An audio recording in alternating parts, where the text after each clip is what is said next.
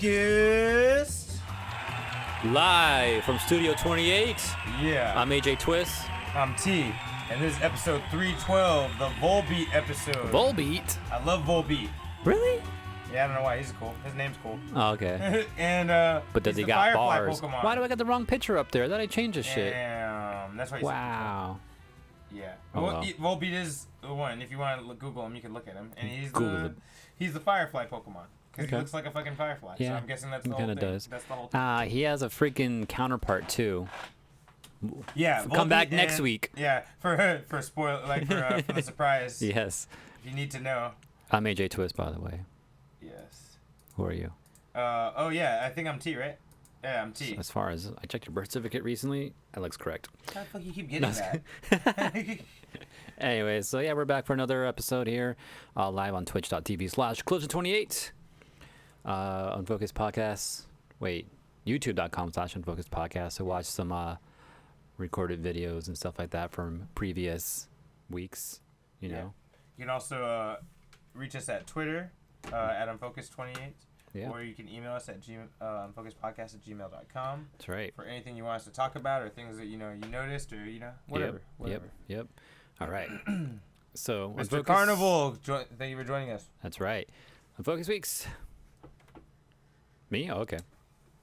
Nah, If you will. I haven't done too much. I play a lot of different fighting games over the weekend. If you're here live on twitch.tv/collision28, you would know that. You didn't do too much. It was a big ass fucking event. That's all. And then so we did this big thing here. The homie Chris, aka Gray Fox, was here. He had this idea for a long time where he wanted to do this big 3v3 tournament or 5v5 group on group tournament, crew tournament, where like just different games are played, all chosen at random. So after collaborating, talking with another group of friends, we finally got to put this together. We did it live here on the channel. It was pretty dope. If you missed it, go check out the videos, like the past broadcasting. You go check that out. It was a good time. If it's not there anymore in the future, then it's going to be on our on the Collision 28 YouTube channel. Yeah, that go actually check doesn't it have out. anything there, but you can go check it out. See 28 projects. I'll go ahead and post a link wherever I could post links. I think I might have. If I haven't done it yet, I'll do it. There should be like a playlist on the Unfocused podcast page on YouTube. Ooh, I'll post it to on check it out. I'll post it on our Twitter. You can do that too, yeah.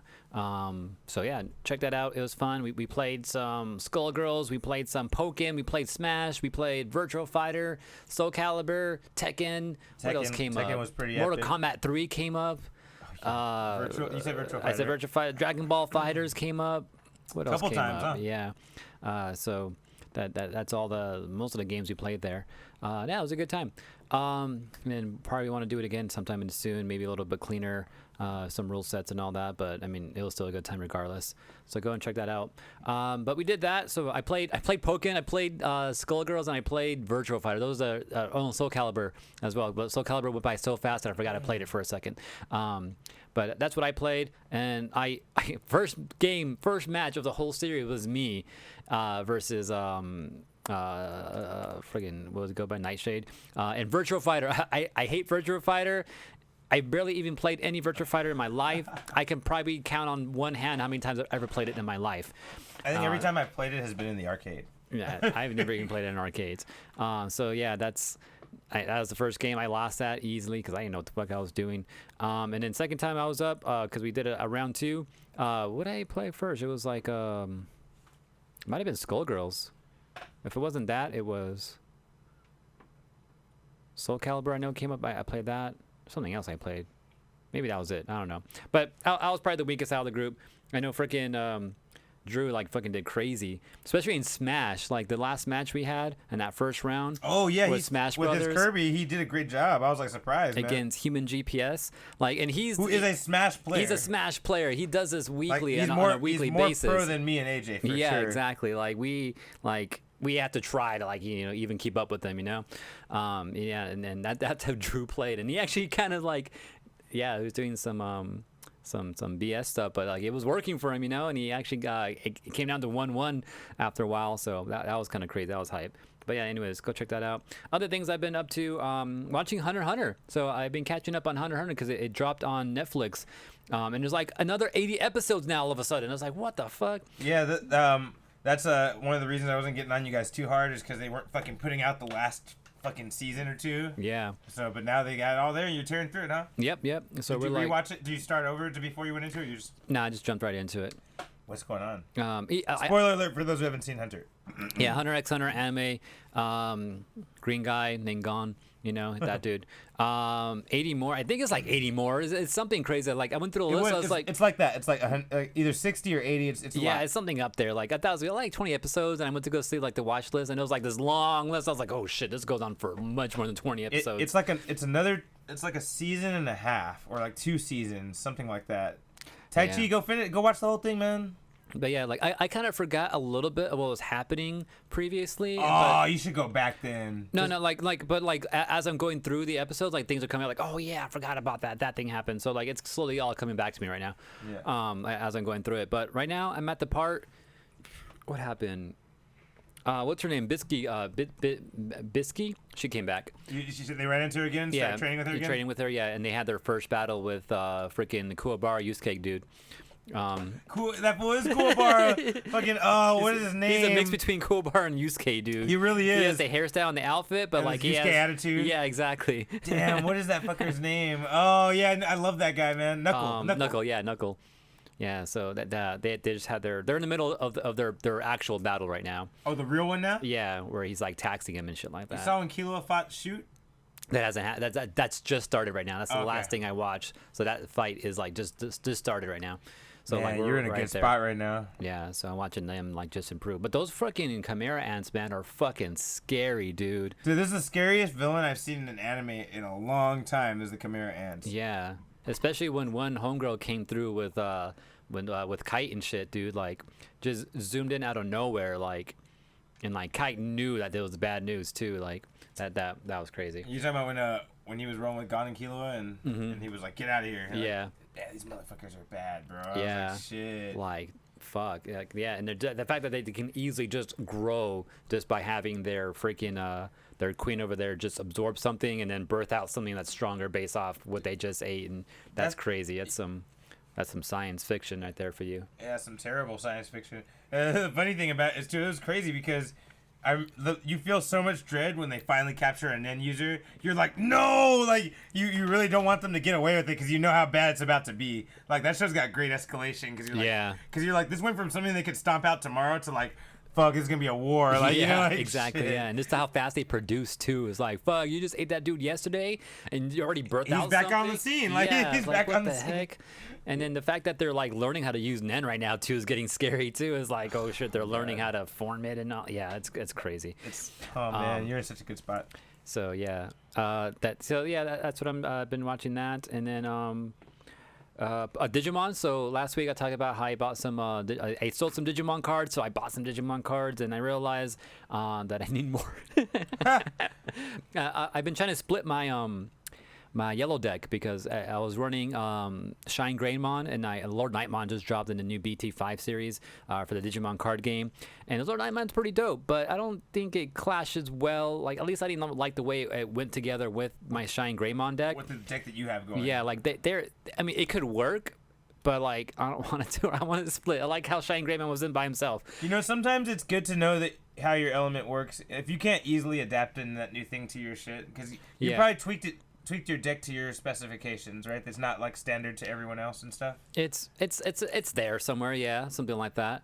But yeah, so I went ahead and tore down that Shine Greymon deck and kind of rebuilt it a little bit, even more to like what I was playing with you last. Like that's what I did recently, and I played you with that deck for a little bit. But I went beyond that. I took out more shit to focus it even more. Hopefully, I don't know. We'll give it a try someday. Mainly because some of the cards that were in there kind of better suit this Lord Nightmon deck.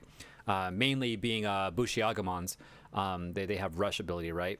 So once you play them, they can attack right away. They don't have that summoning sickness shit where they can't attack when they're first played. So Lord Nightmon can summon level 3 or 4 monsters onto the field. I forget if it's from your hand or from your grade or whatever, but that just works even a lot better because that's just an effect that Lord Nightmare just has. It doesn't come from inherited or anything like that. So I've been trying to throw those Bushis in there, and there's a lot of like summoning shit you want to do. My Mastamon deck, it was my purple deck. I tore that down, and I made a new purple deck out of it. Oh wow, okay. That Dan Devimon deck I've been using. That's my new purple deck. I see. And so the Mastamons are taken out of that, and I know they can work well with yellow, because Mastamon Digivolves from yellow as well as purple, and I think it fits better with the Lord Nightmon. I saw someone do a build with it. I was like, oh wait, that makes so much sense. So I'm gonna combine those together. Still need some pieces though. I'm still missing. I need more TK tamers. And those are hard to find, and they're expensive too, like $9-10 a pop. So I need to go find some of those. That's kind of what I'm doing right now, is looking out and see if I can find some. That and I thought you said you didn't do that much this week. Yeah, that's true. That's nothing like I've actually done. It's more me like thinking and processing and like all the shit that I need to do. And that's kind of what happened there. But yeah, like technically I just did 3 things. I watched Hunter. I played like this fucking that fighting game stuff, and then I was thinking about Digimon cards. That's technically all I did. Okay, that's a lot of stuff I think. But Yeah. Good. All right. Thank you. For my week, I have been reading Sandman Volume 2 finally. I want to hurry up and finish that book before this new series comes out about Sandman. I've already read the first book, and the first season's supposed to be the first 2 books, so here I am trying to catch up on that. I cracked into Brian Michael Bendis' Daredevil. It's a big-ass fat omnibus I have. I haven't even seen Daredevil yet where I'm at, so, I'm still getting into it. But it's pretty crazy. That full Ben Urich from the first season is in there. And yeah, Kingpin's on trial right now. He's dealing with a trial, so I'm sure that's kind of like season 3 a little bit. But yes, I've been reading the Daredevil. What else? Splatoon, been playing that. Oh yeah, we did the fights. I was one of the announcers, and T was on commentating. Yep. Commentating there. That was a lot of fun. I saw. Oh yeah, I saw The Green Knight. Oh, how'd you like it? Because you're telling me about that. It was fucking amazing. It was so good. The one thing that I would say might be disappointing to someone is if they go in thinking there's going to be a lot of dueling and sword fighting. There's almost none of that at all. DJ loves a good sword fight. I bet you do, you dirty mouth. Yeah, man. So yeah, don't expect that. It wasn't quite that, but it was very Lord of the Ringsy, very King Arthur, mythical. It was dope. I really liked it.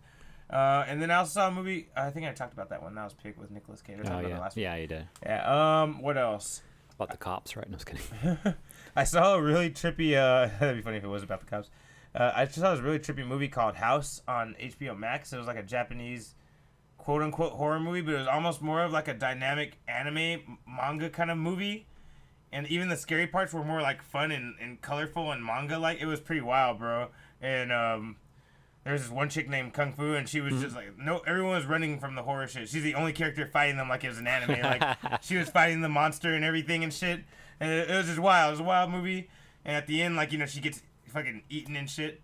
And then her fucking legs keep moving, and she fucking kicks and defeats the monster at the end anyway. And you're like, what am I watching right now? It was so good, though. It was just random as fuck. Yeah, so it was a pretty good Unfocused week for that stuff. I don't think I really played too much else, watched too much else. There was some cool things that came out that we'll talk about in a second. But is that it, AJ? I guess that's it. Yeah, I think that's all we did. Okay. First off, we have a trailer to talk about. Oh, we want to do that first? Might as well do that first, 'cause that's not really news. Because wait, what do you want to do? You want to do what if first? You want to do the trailer first? What if we do a trailer first? Oh. Damn. All right, let's do the trailer. All right. So for anyone who doesn't know, the same day marked on Wanda and Vision's calendar was the day that Spider-Man 3's trailer dropped. I heard that was just a coincidence, though. I mean, whatever. Either way, it happened. I'm like, I'm surprised if that's a coincidence. Marvel didn't say it was a coincidence. It could be. They didn't say it was on purpose either, though. They didn't. But they marked it so clear with a little heart, Yeah. But even before that trailer dropped, wasn't there like some type of leak that had happened, though? And so, like, Marvel's hand might have been forced, or Sony's hand, or both their hands. Yeah, I think that is what happened. Because I had actually seen it the day before it came out. Was it the same shit, or was it different? Exactly the same. Exactly the same? Less CGI, less good-looking shit. Like, some of their costumes look weird, and some of the CGI looks stupid. Right. But otherwise, structurally, the trailer was exactly the same. Okay, that's cool. But I only watched half of it when the leak came out because I'm like, I watched up to the part where they started, like, spoiler alert for anyone who doesn't like trailers even. So I'm not gonna, you don't. Yeah, this is the Spider-Man No Way Home trailer that we're talking about, guys. But yeah, I watched it up to the point where I saw a conversation with him and Doctor Strange, and they were talking, and Wong was like, "Don't do that," and he's like, "All right, I'm not gonna do it." Yeah. And he winked. And as soon as I saw the tone change, I'm like, you know what? I'm gonna wait for the real trailer. And I turned it off. I was like, nah, I'm gonna wait. And then, so I did watch the real one, obviously, when it came out. And yeah, man, pretty entertaining. Looks pretty fucking good. Looks interesting, yeah.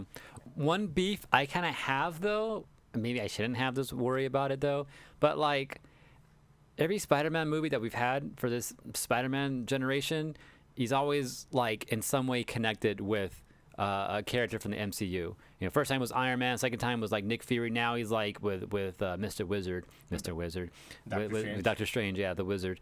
So like we haven't had like just a solo straight up Spider-Man doing his own thing, type of movie since back in the day Andrew Garfield and Tobey Maguire.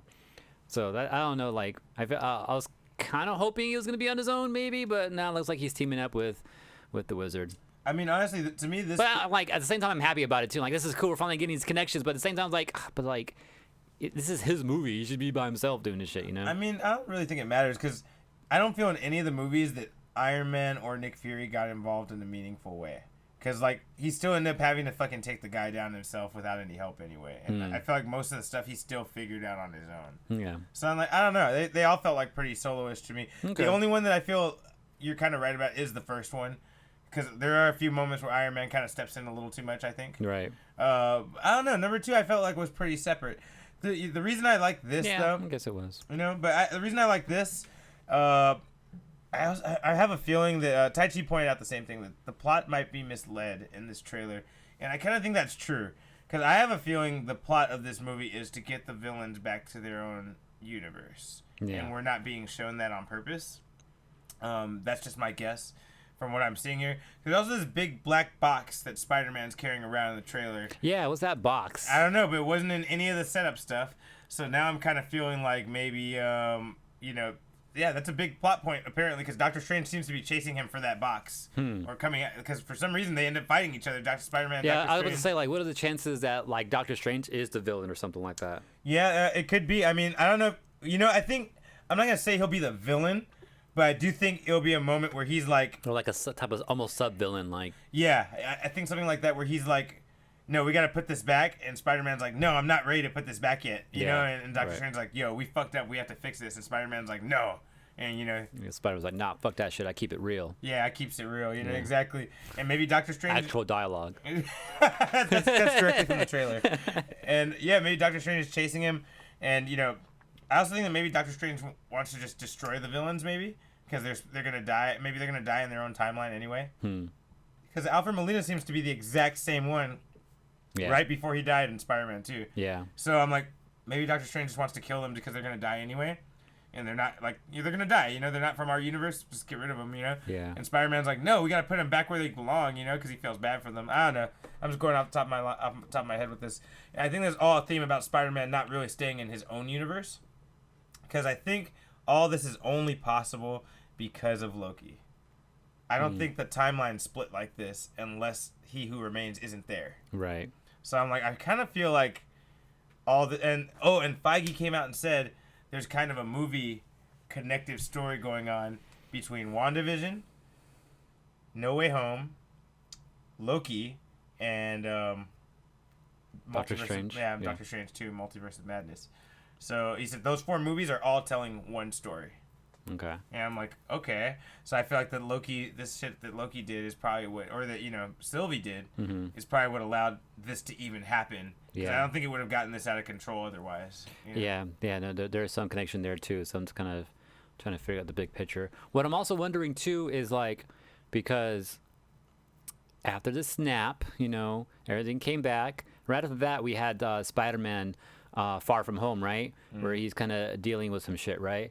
But then at the same time, though, like we had Falcon Winter Soldier, we had, not only Loki, but WandaVision. Those also take place right after, but like when? And then, oh yeah, Eternals is another trailer we got to talk about too, right? That dropped, and then that also talks about like, oh, after the snap, you know, his burst of energy is now like, you know, feeding, you know. Oh wait, you said Eternals? Eternals, yes. Oh, you know what? We haven't talked about that trailer either. Yeah, it's another one. Let's talk about both while we're at it. Yeah, you're right. Okay. So that's happening too. It's like, wait, this big burst of energy happened. These creatures are coming back to life. Like, why didn't Spider-Man deal with any of this shit in Far From Home? What do you mean? Because I'm saying because they're not there yet. The Celestials are coming. But like they're saying like that from the snap, a burst of energy happened that is causing this shit to happen in Eternals, right? It's calling the Celestials. It's calling them. Okay, so Yeah, they're on their way. But I thought there was these other creatures living on the Earth that had just like awoken from that energy they're talking about. They have, yeah, but you know maybe they're just bubbling. They're probably just slowly bubbling. Like they're probably not up because the Deviants have to awaken too. Like you said, the Deviants have to awaken too. So maybe by Spider-Man time they haven't really woken up that much yet. You know, they're just like slowly getting their numbers up and shit. That's probably what's happening actually. Because it's different in the comics, but Eternals and Deviants start waking up around the same time. What the fuck is FATWS? Oh, Falcon, and the Winter Soldier. Okay, so WandaVision's 3 weeks. Falcon, Winter Soldier 6 months after the snap, and then 8 months after the snap is Far From Home. So when's Eternals then? Because Eternals is dealing with this big issue supposedly. Why come none of them know about it unless that happens like a year later? I'll tell you this: originally Eternals was supposed to come out before WandaVision. So I'm thinking Eternals might be somewhere around here. Around the 6 month period? Or right before or 3 weeks, somewhere in there. Yeah, either before WandaVision or before Spider-Man is what I'm guessing. Yeah, because now I'm trying to fit these timelines together now. Now that we have so much content finally, like after I'm forgetting these names of these titles, man. There's so many. After Endgame. Yeah, after Endgame. Yeah, and then especially with Loki, I don't even know where Loki fits in all this. Yeah. Because I think that you could fit that anywhere, really. Yeah, but that's the problem. Yeah. Like because you could fit anywhere, like what exactly got affected by Loki? Mm-hmm. Like I'm pretty sure No Way Home and Multiverse of Madness, but like was WandaVision affected by Loki? I don't know. Yeah, maybe not. The other thing I'm thinking too is like, what if a lot of these stories are all happening at the same time? Because people have been comparing the scene with the freaking Kang the Conqueror Loki conversation. We know the timeline splits in the background. Comparing that to WandaVision when she becomes actually Scarlet Witch and all that, and kind of timelining them together and how they both like kind of explode at the same moment. Like, what if at the same time Spider-Man and Doctor Strange are fucking around with the spell, and that is also happening at the exact same time? And because all those three things are happening at once, maybe other things are happening at once. Maybe the Eternals thing is happening at the exact same time, and that's why we're getting this big Nexus event, because too many things are happening all at the same time. And Feige already confirmed those 4 movies are together, so you could be right. Maybe this is all leading to breaking the multiverse down so that Doctor Strange has to deal with some real fucked up shit in his movie. Yeah. I think you're right, man. I think everything slowly might be weakening not the time stream, because it's more than the time stream. The universe. Yeah, it's like the timeline. The timeline starts to split at the same moment for every single one. Like that's what my guess, my theory, is what I have right now. But then again, if WandaVision happens 3 weeks after, then that doesn't make sense. That kind of breaks my whole theory here. Well, now I think about here's the thing about with Loki. Loki technically happens every time, all the times. Because they're at all time. Yeah, like always. It's not like it happened in the past, or it's going to happen, or it's happening. It's all happening now, like for Loki, because they're at the end of time. Yeah. So the moment it will happen. The moment He Who Remains dies, the effects come into play, and now it's changed. So it doesn't matter. Like, you know what I mean? Only Loki has a perception of before and after. Everyone else, it's probably like He Who Remains is just gone. It sounds confusing, but I get it. you get it though, right? Like, and I feel like that's why all these things are able to break the multiverse the way that they are, because of that. Because He Who Remains gone, everything's weakened now. He's not controlling it. Yeah. What up, Carlos? So yeah, that's yeah. Taichi just said better than what I said. Yeah. Exactly what I said. Yeah, Loki happens outside of time. That's what I should have said. Thank you, Taichi. That's what I meant to say. Man, so that's just a lot to take in. Carlos. But I'm also trying to make those trying to connect some dots, where's this timeline happening? What comes first, second, third, and all that? Like, I'm just trying to figure that shit out with this new trailer and all that. But it looks crazy. The Spider-Man trailer. What else can we take from it? Oh man, did you know? Okay, so obviously you saw Dr. fucking Octopus. Of course, that's the obvious one, right? So check it out. We saw the Green Goblin, little pumpkin orb ball exploding thing, right? We actually also and a voice. Yeah, and Willem Dafoe's voice laughing. Yep. Here's the other thing too. Dr. Octopus's tentacles were lighting up red, meaning that the fucking arms are in control. Okay. You know, like if anyone remembers Spider-Man 2 and how Yeah. that whole thing worked, when the arms were red, they were kind of, you know, Fucking with his mind fucking instead, with right? him, yeah. And so he's full on supervillain now. There's nothing to save now. Okay. You know, maybe he's just a bad guy now, trying to kill Peter, trying to fuck with Peter. The other thing I was gonna say about that, we heard Willem Dafoe's voice laughing. I sent AJ some images, which we're not gonna fucking. We're not gonna post because we're scared of Marvel right now. And they fucking sued a bunch of people for the Moon Knight thing recently. But people have like been finding other things in the trailer, saying like, "Oh, this is electricity shit. This is Electro," and then and someone pointed out yellow electricity, Yeah. opposed to his blue electricity that he had in Amazing Spider-Man. So this may not even be the same guy from Amazing Spider-Man 2. so It might be a parallel universe, but still the same guy. You know, Okay. You know, same guy, Like, different universe. Yeah, it looks the same, but not the same one that we know. Okay, that makes sense. And if there's a leak. If you guys have found it, there's a leak of the three characters that look like villains that have been rumored to be cast in it, and they're all standing like in a circle. It looks like, and there was Jamie Foxx there in a yellow fucking literally electric worker's jacket. Okay. There's fucking Dr. Alfred Molina standing there missing his octopus legs, which I don't know what that octopus arms. Yeah. And then there's Willem Dafoe wearing a purple sweater of some kind, or a purple outfit of some kind around his neck.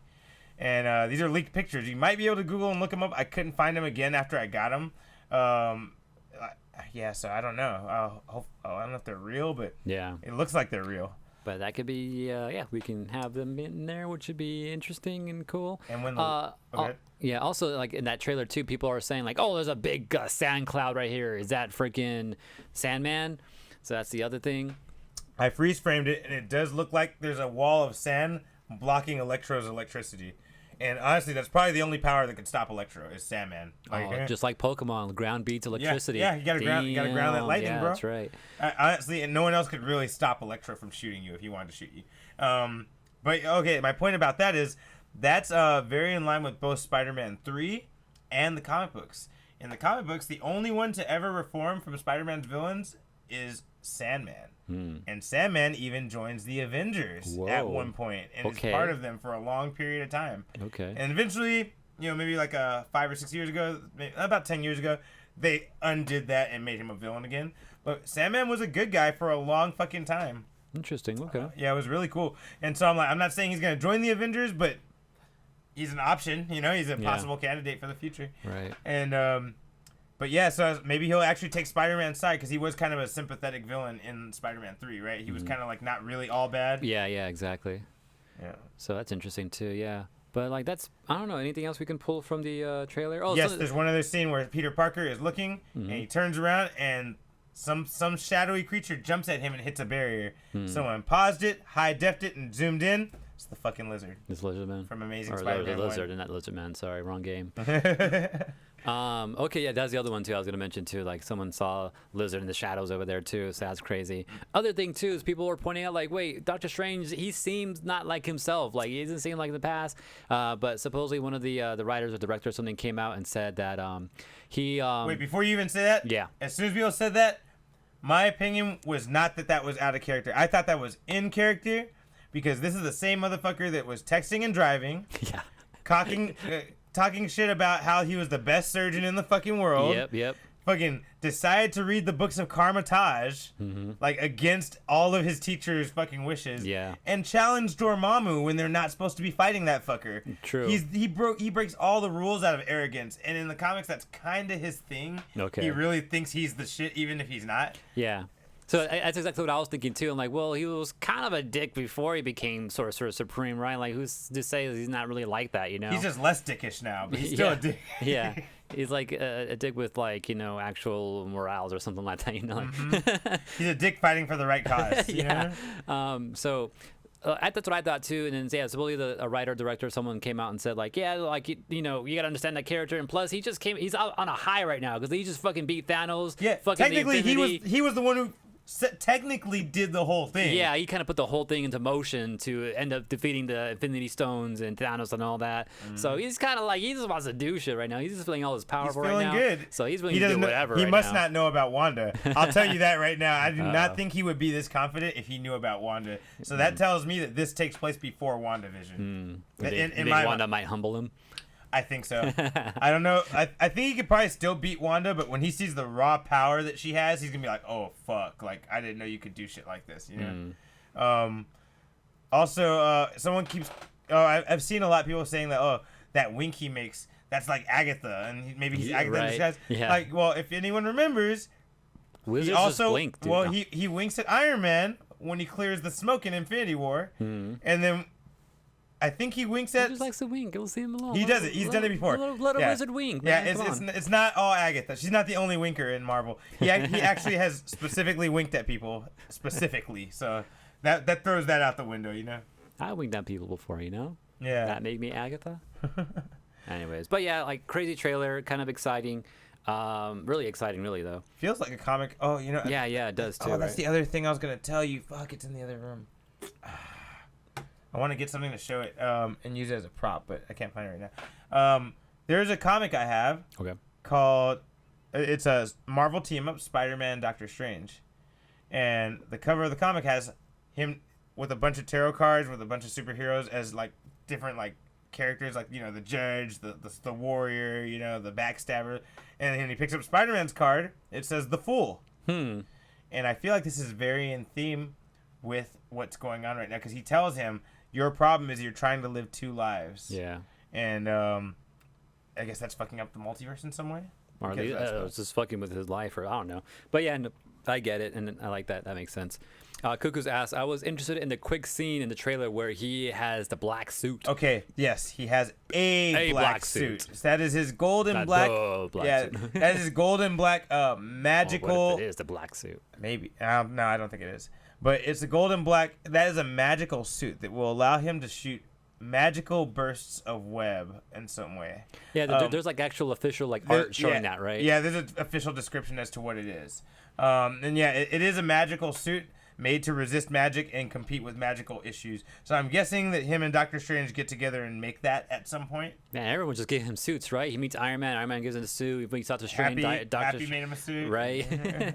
Yeah. And then Tai Chi is saying that he thinks it's an insulated suit to fight Electro. That'd be cool, but I don't know. It kind of looks padded too, though. I thought it was freaking what's his name? What was the name that he was given in freaking Far From Home? Something Monkey. I forgot the name. I thought it was that though again. Shadow Monkey? It wasn't Shadow. Oh, Monkey. no. Night Monkey. Night Monkey. There you go. Maybe it's a Night Monkey suit. Maybe. No, it's not. It's a new one. Okay. Yeah, it's a new one. For sure. Supposedly a new one. Yeah, there's a toy. There's some toy release that kills it a little bit, but it's a magical suit. Okay. It's made to combat magic. Okay. You know what? All right. So I see your point about all these movies being like little like him with other people, but you know what I kind of like about it? I feel like it gets to the heart of Spider-Man because Spider-Man comics, I feel a lot of times are a tour of the Marvel universe. You often see in Spider-Man stories him interacting with a lot of different people and kind of going into their world a little bit, and you seeing this regular kid. He may have superpowers, but this is a regular guy like you and me dealing with mutants now, and then magic now, and then like Tony Stark and Doctor Doom having a tech war, and now he's involved in that now. Yeah. Like they kind of do that a lot with his comics, and so I kind of feel like this is a little bit in theme. That's what I was gonna ask too. Like, I was gonna ask you exactly that when we were talking about it. But like, is that his theme too? Like, does he just do that? Always just have a story with some random like Marvel character in the universe? Like, so, but if that's the case too, if you feel like that's what it is, and I'm not too mad at this then. And like I said, he does have a lot of stories all by himself solo for sure, but I feel like he does have a good chunk of his stories, like maybe a good quarter or more about him teaming up with other people. Okay. Yeah, so... No, speaking of team-ups and stuff, and what about the people are saying, is that Daredevil right there putting down the paperwork in front of him when he's locked up right there? Because you see, like, this white shirt and a tie, you know? And, you know, someone even showed a compilation of scenes of fucking Charlie Cox slamming files down. And they're like, look, it's him. But someone else pointed out this guy looks a little bit too chubby to be Charlie Cox. However, we haven't seen him lately, so maybe that's just how he looks now. Yeah. I don't know. Could I be. mean, I'm Star not Lord gonna- got a little chunky, like, you know, and Drax made and sure to let him Kane, know. yeah. Drax made sure to let him know. Yeah, exactly. Yeah, you're right. I mean, I don't think it's ruled out. I'll tell you this, AJ. I've said it for almost a whole year now.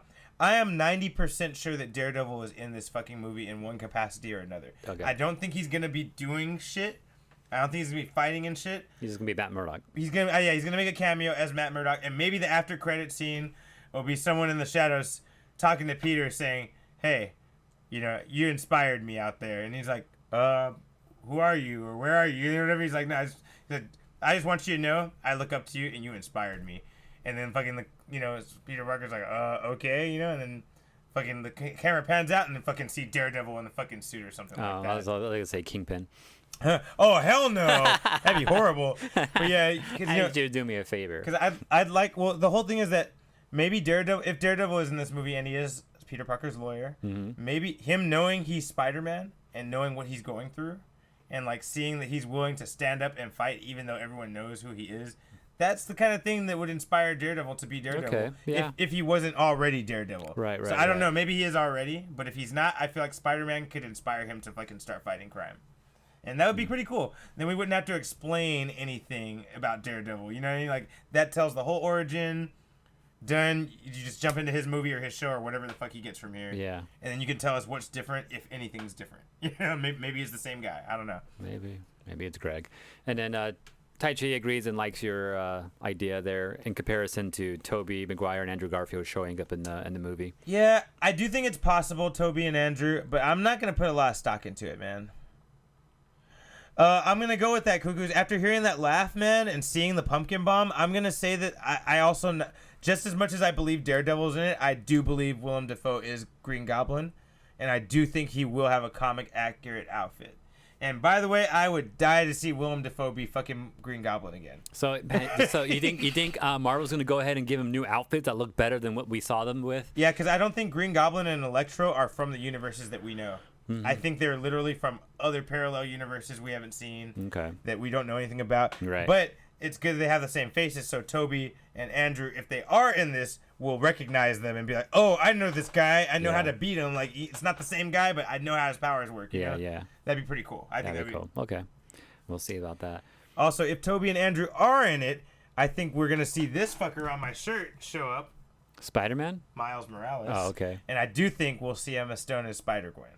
Ooh. And which would make Andrew Garfield trip the fuck out. Right. He'd be like tripped out. Yeah, especially since she died at the end of the Spider-Man. That's what I too. mean. Like, yeah. Like, imagine they all come through the portal, they all fight, and then he sees her. Like, what the fuck? That'd be crazy. Yeah, because that would set up all these other little weird plot lines and like feelings they have and shit. Like, you know. Mm-hmm. It's also very possible they all come in for like 3 minutes of the whole movie, and then when Spider-Man fixes shit, they all go back to where they're supposed to go. Yeah. That's also possible too. Like short ass cameo. Yeah. Which would be cool either way. Tai Chi says, have you ever seen the prototype Green Goblin mask for Sam Raimi Spider-Man? It looks great. You should YouTube it, AJ, and take a look at it right now. Oh, you posted it. You're great, Steve. Thank you, Tai Chi. This is something they were really gonna use, AJ. They made it and everything. Oh, what the fuck? Why didn't they use it? Look, he's got the hat. He looks like a fucking goblin. Yeah. Everything's right. Look at the face move, bro. You know what's creepy though? This music putting with it, you can easily just put like U.S. Defense Force, finds alien, in the middle of Utah, no. and then start showing this shit. It was just go like. Yo, that would terrify me. That is the Right? first video that came out for Alien. Some shit like that, that'd be terrifying. Yeah. He's talking like a regular guy. Like, hey. How about the Bucks, man? Like, anyway, so this is something they really made, bro. That's really cool. And then he knowing used it. and knowing Kevin Feige, he knows that people know about this shit, and he knows what people want. Look, he's wearing a purple outfit too. And I could really see Kevin Feige using this or something close to this, Shit, it's Disney. They probably make a better one. This was a prototype for like the first movie, right? Yeah, the very first. Why movie. didn't they use it? Let's not talk about Honestly, it. Come on. Fucking Avi Arad. It looks creepy too, though, man. Probably Avi Arad's fault. He'd be fucking with Spider-Man all the time. I want to was love you, crazy, Avi though. Arad, but you fucked a lot of shit up here and there. Anyway, Including not using this mask. right? Okay, so real quick, let's jump to Eternals trailer. The Eternals trailer looks fucking sick. So I can see where Cyclops is coming from now. Yeah. Just saying. You know, it's funny that you say that because I really feel like. So I don't know if you know in the comics that where the mutants come from, but an Eternal dies in the fucking water where a bunch of humans are drinking water from. Oh. And their blood gets in the water. Oh shit. But that doesn't do anything till like hundreds of years down the line. Right. And eventually the Eternal blood inside of them down the pipeline becomes the X gene, and the X gene wakes up randomly within people. And so I feel like maybe Icarus will die at the end of this. Okay. He flies too close to the sun or something. Metaphorically, maybe. Yeah. But and this will be set up for Cyclops. Like, you know what I mean? Like, then when you see Cyclops' power, you kind of know that there's a fucking inheritance there, some kind of reference there. Yeah. And it doesn't even have to be him, because all the Eternals technically have the same powers. They just choose to focus on certain powers more. It's kind of like Nen. Yeah, I was about to say. Yeah, it's kind of like Nen. Yeah. Okay. But yeah, like I don't know. Honestly, again, I don't know what to take from this Eternals trailer other than it looks dope. I'm kind of interested in seeing what these characters are about and everything. Yo, Cuckoos, thank you for making that reference. I love you, man. Mention that is like the beginning of Prometheus. I love that movie. Anyway, go on. But yeah, so Eternals looks cool. Yeah, dude. Excited. I want to tell you a little bit about the comic. Do you want to know a little bit about the comic? Sure. Okay, so in Neil Gaiman's recent Eternals, they're doing a plot that's not a plot here because they all seem to know each other. But in the comic, most of their minds have been wiped, and they don't remember being Eternals until shit starts happening, and then they start waking up, and then they slowly start remembering. And that's because one of them is a traitor and fucked them up. And there's throughout the history of Eternals, a lot of them have been traitors, including Angelina Jolie's character. Okay. Because she's fallen in love with the Deviant King. Wow. The little kid Sprite who wiped their memory because he wanted, or in the movie it's a girl. Right. But Sprite wanted to be themselves and not an Eternal, and the only way to get away with that was to wipe the other's minds. And then Ajax, Selma Hayek's character, secretly communicates with the Eternals in one story, or with the Celestials in one story, and calls. They're all traitors like amongst each other. Or some shit? These are not. May I say these are not all in the same story? Oh, okay. These are throughout history. Oh, I see. The Eternals some of them have traded on the others, and the main one. It's funny because they always try to hint. They try to always sell to you that the main one, who's dark and kind of an asshole, Druig, they always try to sell to you that it's him. And it's rarely him. That's it's funny. Very rarely him, because he likes to be away from them. Yeah. And he's dark, he's kind of a dick, so they're always assuming he must be off doing some fucked up shit. Right. And his power is mind control. So in the one story by Neil Gaiman, they think he took their memories away. And he's like, I'm not going to explain myself to you guys. He doesn't explain them because he's an asshole. Yeah. But he didn't do it. It was Sprite. It was the kid. And you're like, oh, you asshole. You're a traitor. And so I wonder if they're going to take that theme. Oh, and I'm getting a feeling from this because Icarus, Rob Stark, the King of the North. Yep. He, in the comics, I believe, doesn't care as much about humans. Okay. And in the movie, I can see there's a divide between him and how he feels about humans. Because when they first show up in that spaceship to Earth, Cersei says, "It's beautiful, isn't it?" And he just turns to her and stares, and the scene cuts. I don't think he likes Earth. I don't think he likes humans. I don't think he likes his job. I think he's just doing it. Right. So he might be the traitor too. Okay. And I'm like, dude, and watching the trailer more and just watching it and seeing like things they're doing and some of the way they're like kind of disagreeing with each other, I'm like, damn, man, like I feel like one of them is a fucking traitor, and that's the whole crux of the story. Maybe that would be really fucking cool. Okay. I also still am of the opinion that they're all gonna die by the end of this, and Cersei will be the only survivor. On some Rogue One shit, right? Yeah, Rogue One shit, 100%. Anything else that caught your eye or questions when you saw the trailer? No, not really. Like it's. I'm just at that point right now where like I don't have questions because I don't know too much about them. So I'm just gonna go in, learn about these motherfuckers in the movie and how it connects and how it's gonna push forward the universe and all that. So I'm just in it for the ride at this point. I feel it. All right, real quick, Marvel What If? Yeah, let's do it. We put up the spoilers. Let's get some real spoilers going on now, guys. Yeah, if for anyone that doesn't know, we're talking about episode 3 of Marvel What If. Just premiered last night at midnight. We both watched it. We're going to talk about it. We're going to tell you about it and tell you things you may not have even caught. Maybe. Maybe. I don't know. Hopefully, maybe. I have some ideas. But, okay. So this one is what if the Avengers got assassinated? Or what if someone took out Earth's mightiest heroes? Yeah, what if all the mightiest heroes like died or something like that? I was like, wow. And it first starts off with Iron Man dying, right? Yeah, I was like, oh, shit. That thing they jabbed in his neck fucked him up. Yeah. And it's like, someone poisoned him or something like that. That's crazy. and then they blame it on freaking Black Widow, and then Nick Fury has no choice but to like, all right, they're gonna prosecute you for this whole thing. I can't do anything about it because you're the one that stabbed him. But like, we know it's not you. It helps her break out, and then it takes that whatever she stabbed Stark with, takes it to Betty Ross, which is crazy. I love that they brought that in. Okay, here's something I think most people didn't catch. I haven't seen anyone say it and review it. Did you notice when they showed the flashback of the Hulk, it looked like fucking Edward Norton? It kind of did, and not Mark Ruffalo. Yeah, I was like, why did they do that? Yeah. I'm not mad. It was cool, but I was just like, why did they do that, man? Yeah. I was like, why did you guys do that? That was crazy. That was crazy. And then the fact that this is the Edward. So when you go over there, then you have the scene, you see the Hulk and all that, right?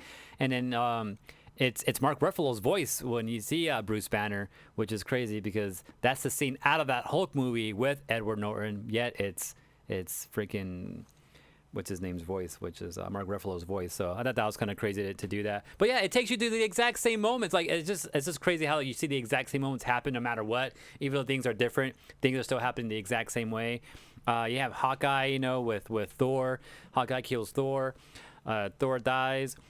Loki still comes through. Like the whole everything was crazy. Who else? Like the Hulk exploding too. That was. Oh man, and it was right around that time that I started to lock in what was going on here.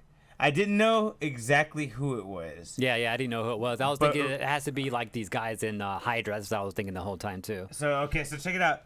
So when early parts of the show, I was like, okay, this is maybe Quicksilver doing this, or this is Ant-Man doing this. And then it kept going. I was watching it, and I was like, okay, maybe it's Ant-Man. And then something else happened. Oh, and then we saw that perspective from Natasha, and that kind of threw me off a little bit when she was getting beat up all quick and shit. We couldn't see it and shit. That's when I knew it was Ant-Man. See, that's when I started thinking like, oh, maybe it's Quicksilver, because I was like, maybe we're seeing it from his perspective, and because he kept rushing up on her and she couldn't like do anything about it. I was like, oh fuck, maybe it's maybe I'm wrong, maybe it's not Ant-Man, maybe it's Quicksilver. And then, but my question, even when I thought it was Ant-Man, my question was, is it Darren Cross? Is it Scott Lang, or is it actually? Yeah, I didn't think it was gonna be Scott Lang. I was like, it's Ant-Man, but like I couldn't remember his name. Like, what was the fucking earlier Ant-Man? I couldn't remember. I was there with Carla. As soon as Black Widow started getting beaten up, I was like, we can't see him, but it's fucking strong. I like fucking Ant-Man. It has to be. And then plus she went into the computer files, and there's an egg on what's her name, on the mom. What's her name? Van Dyne. Oh, Michelle Pfeiffer's character. Janet Van Dyne. Yeah, she was in the photos there of people like in the listing for the Avengers, but her name was like X'd out because she knows she's missing, right? Missing, yeah. And that's what, Janet Van Dyne. There you go. But yeah, that's what kind of gave me the idea, like, oh shit, this is Ant-Man then, and then she's screaming, like, it's Hope. I'm like, oh yeah, it's Ant-Man. It's not Hope, but it's Ant-Man. But something happened. Yeah. So yeah. So Hope's death, man, was that the Winter Soldier? I mean, there's that connection with Odessa and all that, which I can't put that together because I don't remember that part of the story. Yeah, or the cities they mention sometimes. And he was knocking out important Shield agents, man, for a long, and Shield operatives and knowledgeable people. Right, so right. It makes sense to me that. So they put Hope in that spot instead. And he fucking just knocked her ass out, like killed her ass, and. Like Winter Soldier killed. Yeah, Winter Hope? Soldier killed Hope. Okay, maybe. But that just means like in this universe, the what if part is like more like what if I guess Hope went ahead and worked with the with Shield and all that. That's the variant. The variant is Hope working with Shield. Yeah. And I like that they didn't tell us that. Yeah. Because the first one they tell us, and the second one they tell us. Mm-hmm. Third episode they didn't tell us. I'm like, cool. They kind of left it for me to put it together in my head. I like that. So that like even though we didn't see Hope at all, like we didn't see her do this mission, we didn't see her agree to doing missions at all, but we know that's what happened. That fucking made this whole thing go astray. So that was kind of crazy to kind of put together yourself and everything. And do you think Loki is involved in this, or do you think Loki let some of this happen, or do you think he's involved? Because like, it's crazy like how he didn't really talk too much about Thor, and you just say he's there for revenge. Well, like, he didn't seem that broken up about it. And I feel like if Loki was actually surprised Thor got killed, he'd be pretty broken up about it.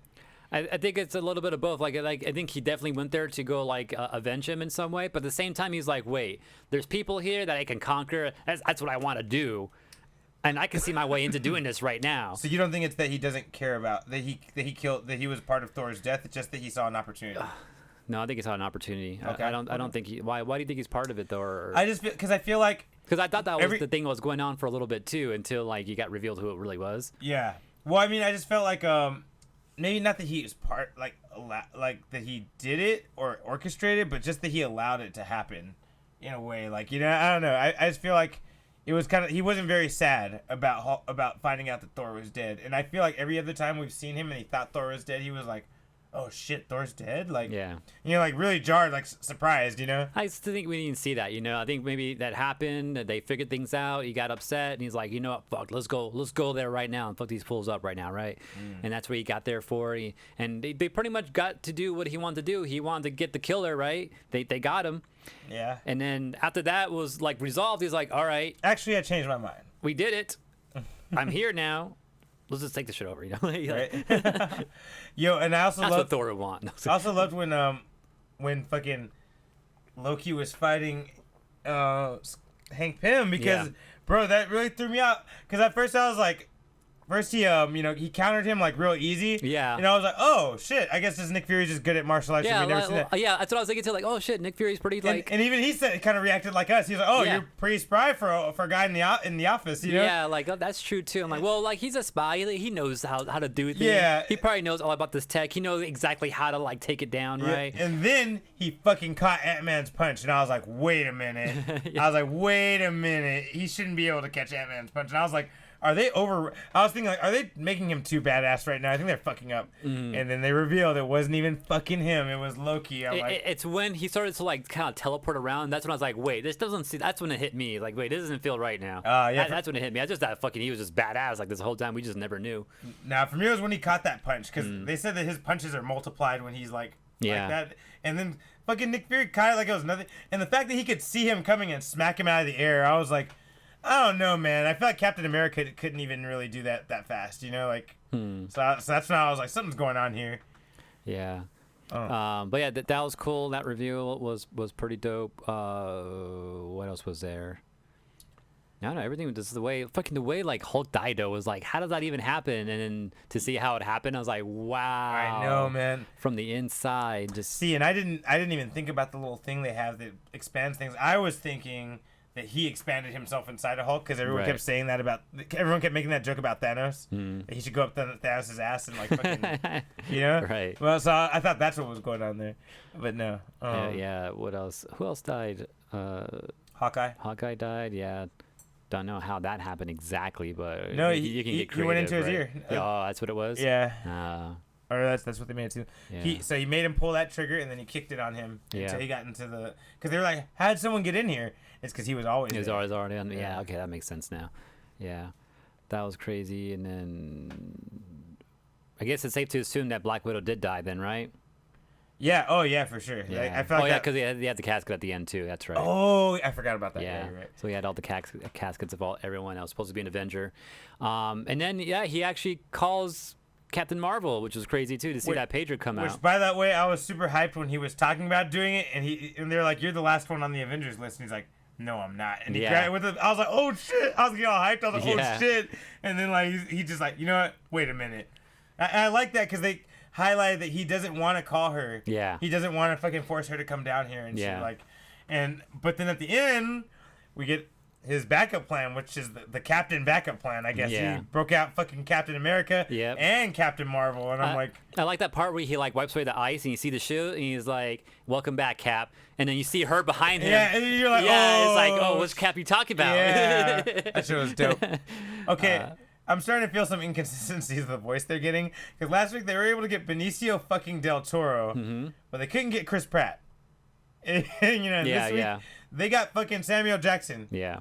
Couldn't get Brie Larson. Got They got Kurt Russell. Couldn't get Brie Larson. I'm like, what's going on here, guys? Like I feel like maybe those even for Star-Lord, like I feel like maybe their moment was like so short that they didn't feel like going out of the way to go grab, because they didn't actually in that case they didn't bring Black Widow's voice. They didn't bring Scarlett Johansson back. Yeah, that was Scarlett Johansson. That wasn't her. Really? Yeah, it wasn't her. You sure? I'm pretty sure. No, I think you're wrong. I think that was her. All right, go look it up. But I'm pretty, because I heard that wasn't her. Oh, you heard it? Okay. Yeah, and also like where I heard it was like and like it has nothing to do with the whole being sued by her right now No, it doesn't have anything. because that was like that was recorded way before. Yeah, other weird thing about that, Jeff Goldblum had said like almost a whole year ago now that he recorded some parts with Robert Downey Jr. for Marvel What If. Maybe they got it for some and not all, It's weird. Was, he said it was Lake Bell. Yeah, you're right. She actually sounded a lot like her a few times. That's crazy. Nah, it didn't sound like her to me too much. I could kind of hear it. It wasn't her. But I was able to tell Tony Stark this whole time, but not. I don't know. yeah, She got. I think that was a short part too because he just died right away. Right. But yeah, just the way like that. I don't know. I thought that was just a crazy like mystery, like a murder mystery going on like this whole episode. Yeah, I like that it was a mystery. I like that it had an actual like a premise, like a murder mystery was the theme of this one. Like, yeah, that was cool. And the overall thing that I take from this to add to the universe as we know it now is that Hank Pym really doesn't like Shield. Yeah, he that's doesn't. the whole thing I take from this He whole really- thing to put an overall blanket into the already existing universe that we know, He doesn't like them, and he never liked and them. like just a new fact that we have now. And all he needed was an excuse to start fucking them up. Yeah, exactly. So that's what I took. Other than that, I don't think I really took too much other than that. Than like what we already didn't know, like. Well, I'm guessing in season 2 we're gonna see the captains going on fucking Loki, right? Oh yeah. Oh, speaking of captains too, so we also see that we saw Captain America, right? Which means that this doesn't fall into the same universe where we got Captain Carter. Yeah, so this must not be that same universe. Yeah. So this is you're right. totally a different timeline now. So I'm guessing that Star-Lord's was also a different timeline, maybe, right? The last one. I'm guessing they're all different timelines. Now. Maybe. Interesting. Unfocused. Yeah. Anything else we got to say about that? And I think that's it. Yeah. All right then. Hit the news. Hit the news. All right, we're gonna hit the news, guys. Okay. This is the news. The news. What? Let's get it. All right, I'm gonna start us off with this thing that was sent to our group chat. Tai Chi definitely watched this, I'm pretty sure. It's about auctioning games. So recently in the news in the last couple weeks, couple months, we've been hearing these stories about these old NES game or like video games being sold for like millions of bucks, right? We had the Super Mario Brothers on the NES sell for like $1 million or so. Like Dead Space 2, right? Dead Space was Dead Space one of them? Yeah, we were talking about last. It was like 80,000, 100,000. Super Mario 64 sold for like $1 million plus just recently, right? Yeah. It was a Dead Space special edition. Remember, it was like a limited. It was a limited copy thing that they only had like 100 of. That shit was like okay. worth almost $1 million. Well, one thing about those auctions and stuff like that is usually things that get sold in those type of auctions and things that get sold for that much money need to be graded in some way, right? And Yeah. we actually kind of talked about grading in the past too on this podcast in regards to like Pokemon cards and stuff like that, because those card grading companies are getting hit hard during the pandemic because everyone wanted their Charizards graded so they can sell it for more. And when you get your cards graded, this is like professionally like looked at by people, scanned with a magnifying glass and everything to find like the smallest imperfections in it. And the less imperfections you have, the more mint it is, which means the more that it's worth. And if you get that grading by a professional, they lock it into a case and put a score on it. That shit goes up in value like crazy. And people are doing this for video games, and more particularly games that are sealed still. So if you haven't opened it at all, it's still in like the plastic wrap or whatever, then those are worth a lot more. And if they get graded and like that plastic around it like is flawless, it's going to be worth a lot. So that's what kind of the grading companies do, right? Yeah. And then we have these auction houses, right? So what this video was, I should go like look it up what the name of the video was, so anyone that wants to look it up can go and look it up. But this guy kind of did some research into like what these auction houses are doing and why these games have been been selling like crazy in these auctions. And it's kind of a scam, actually. Someone named Carl with the K, K-A-R-L, Jobst, J-O-B-S-T. Go look up his video. He has a video called Exposing Fraud and Deception in the Retro Video Game Market. So what's pretty much going on is there's people just talking to other people. So we got the grading company that does all the game gradings. They're called WATA, W-A-T-A. I forget what it stands for, but WATA Games is a grading company. And then we have Heritage Auctions. They're apparently working together in some way to grade these video games and then sell them at auction, but the people that buy the games aren't like just random old Joes, somewhere. It's actually people that work within the company are somehow connected in some way, and then they go ahead and bid on their own shit, and then they buy their own stuff, and then that just gets people like put it into the media, and the media catches it and starts telling everyone else like, hey, this game just sold in an auction. Isn't that crazy? And it's their way of kind of like just manipulating the market, so these games can sell for a lot. Even went so far as going like onto Pawn Stars, which is a show that I like watching once in a while, where like someone came in to pawn a game, and usually when someone comes into that store to pawn something or sell something, they get like professional to come in and talk about what this item is it legit, is it fake, is it worth it, and they would bring in this one specialist of like video games to come in to like talk about, hey, is this game legit or not?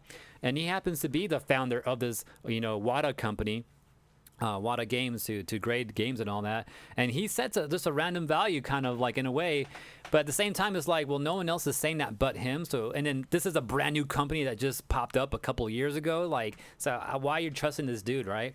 But it's their kind of way of just manipulating the market, and so that's kind of why these games have been selling for so much, and that's kind of what the video is about. So go check it out if you want to get like a history lessons and like auctioning and people manipulating the market. It's happened with comics too. They were saying too, comic books back in the day, there'd be a guy who like will have a comic, he'll put it up on an auction, he'll like up the bid somehow, and then he'll buy it, put it back in his collection, and then a couple of years later he'll throw it up there again and try to get the hype up again, so all the value of other comics can go up as well.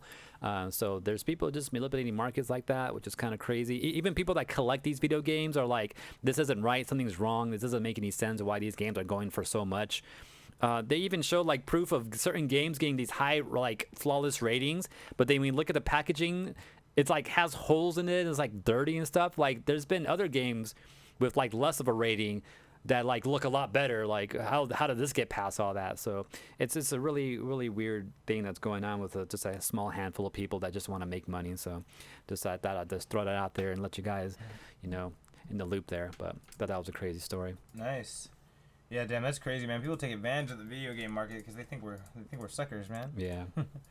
Other things. Okay, so what would you imagine is beating Marvel What If in views on Disney Plus? Hunter x Hunter.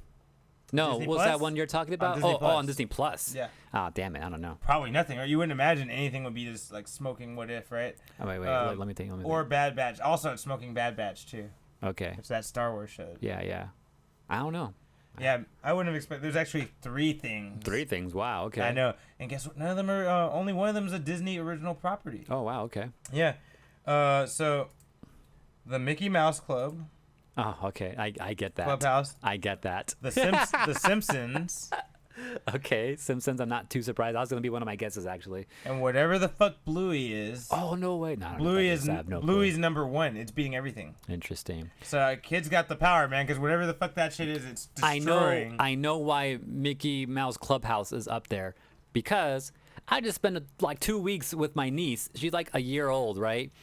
And anytime like she was like getting cranky and stuff like that, and nothing like we couldn't like help her out with anything, she's just throwing a tantrum, you just throw on something on YouTube. It either be fucking Coco Melon, or my sister would put on the Clubhouse shit, and she would shut the fuck up and just start watching that shit like crazy. It was like, wow, that's how you get her to shut up. What? Yeah. Oh wow. So like, and then on the car ride, because I went back to out of state with my family, and I took them back home pretty much, right? During that car ride, that's what I was just listening in the back, is Mickey's Clubhouse in the background going off, to keep my niece busy. So I get that. I get why that's like number 1 up there. And I don't think it's because people are like excited to like watch it or anything. It's just because people are like turning it on to entertain the kids. That's why. Man. Maybe even that Bluey thing. Maybe that's in the same category. Wow, yeah, man. So I guess that's just got a lot of power, man. It makes adults happy and shuts the kids up. It's just a kids sub. It doesn't make the adults happy. Adults are annoyed by it too. No, it makes adults happy because the kids shut the fuck up. Oh, okay, there you go. That's how it does it. Yeah. Yeah. That's crazy, man. Yeah, so Bluey's like conquering the fucking Disney Plus right now. I don't even know what that one is. I don't even know what it is either. Yeah. But like I said, it's probably in the same boat. Yeah. If it's like a kid show. All right. Other pieces of news, real quick. So, I don't know if you guys remember that Wolverine toy we had mentioned recently, the sad Wolverine. I mean, that's one of yeah. his many forms, you know? Right. But you know, they also have this now, a variant. It's the exact same one, still comes with a sad Jean and Cyclops picture in the bed. But this one is actually the old school brown and yellow one, which was his second costume from the comics. Yeah. It's a Sabretooth variant alt art. You could you could say it that way. They both had that. Yeah, I guess that's true. But yeah, so if you guys are interested in the brown Wolverine, the old school one, like a lot of people love that one. This is your chance to get it. The variant's kind of hard to get your hands on though, so as is the original, but this is harder now, obviously. Okay. Yeah.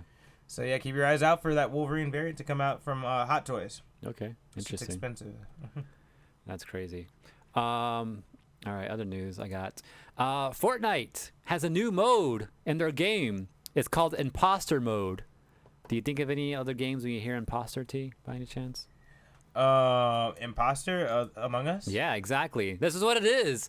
Fortnite has made their own Among Us in their own game. Oh, shit. And called it Imposter Mode. They weren't trying to hide like the details, like that. Well, what their idea was, right? It's like, yeah, this is Imposter Mode, guys. But yeah, pretty much. But the only difference is like it's in the Fortnite game engine and all that, so it's like 3D and all that.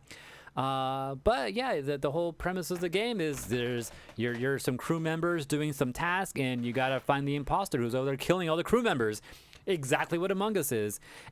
People are even showing side by side like screenshots of the map that you have, and it looks very identical to one of the main Among Us maps that people play on too, which is crazy. They even got the map. Yeah.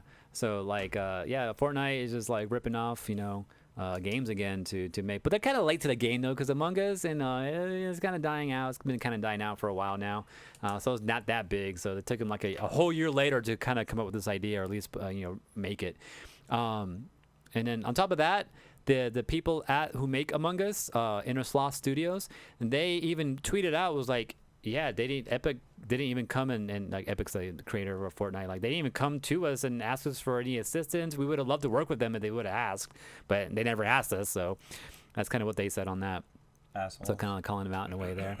But yeah, so if anyone wants to play some more Among Us, but you don't want to stop playing Fortnite, there's your And they chance. said we would have even helped. That's fucked up. It's like they went around and did it without them. That's fucked up. It's kind of just stole their idea, right?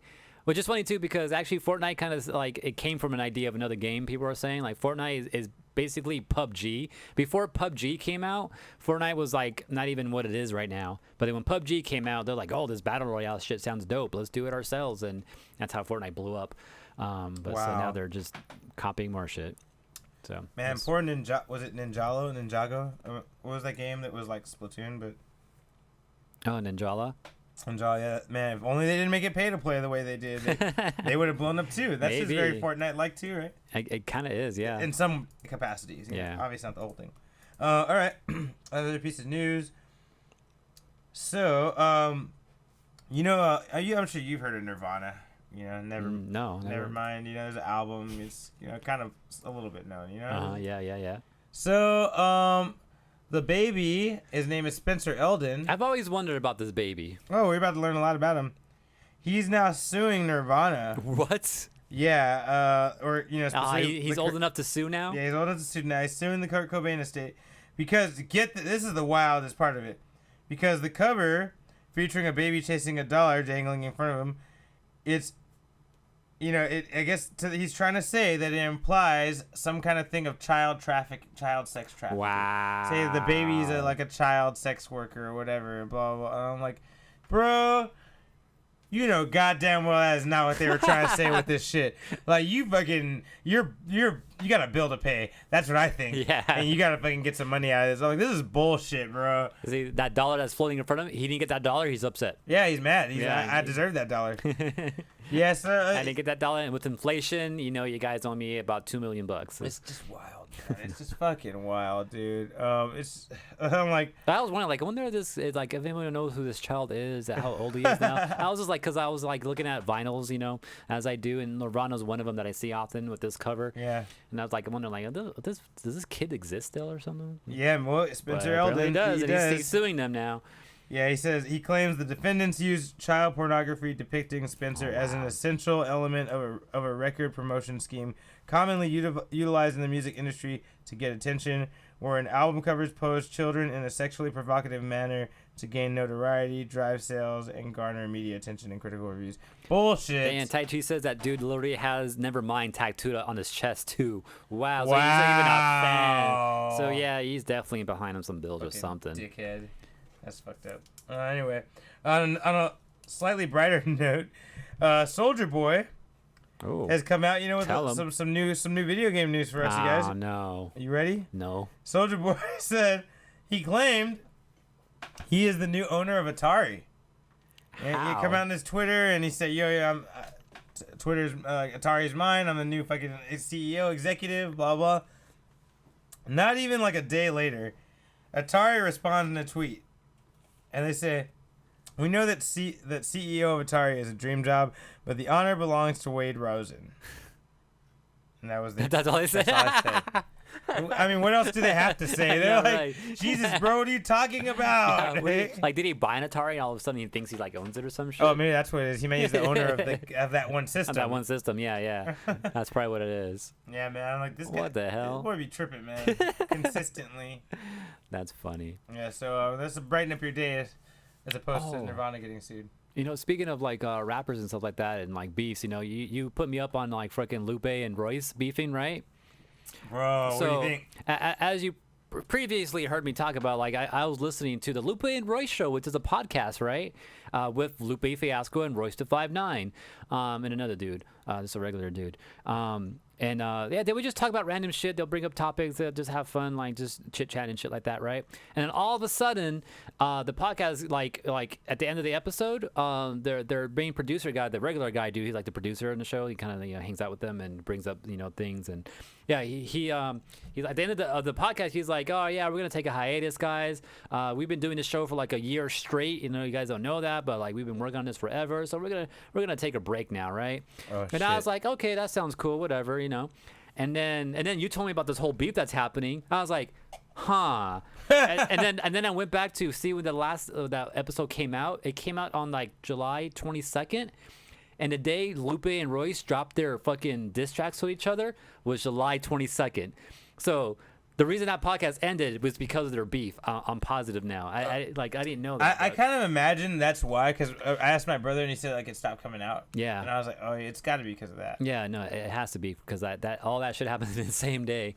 Jesus. And then I think they record their podcast like a day or a couple weeks in advance. Mm-hmm. So I think that's what happened there. And then you know what? In a way, I kind of knew that podcast wasn't gonna last that long because they would butt heads too many times and like argue over stupid shit sometimes. And I know that they would like have little mini bickers like where they kind of argue for. Yeah. I knew it never got that bad, but I could tell like sometimes I'm like, damn, I don't think Royce likes that shit. One of and them, sometimes I could tell Lupe don't like that shit. Yeah. Like I could feel it. One of them did get bad. It was so bad that they didn't put it into any of the other shows, and that's one thing that Royce called out. Like he brought it up in his track toward Lupe, and that's what set Lupe off to put out his track.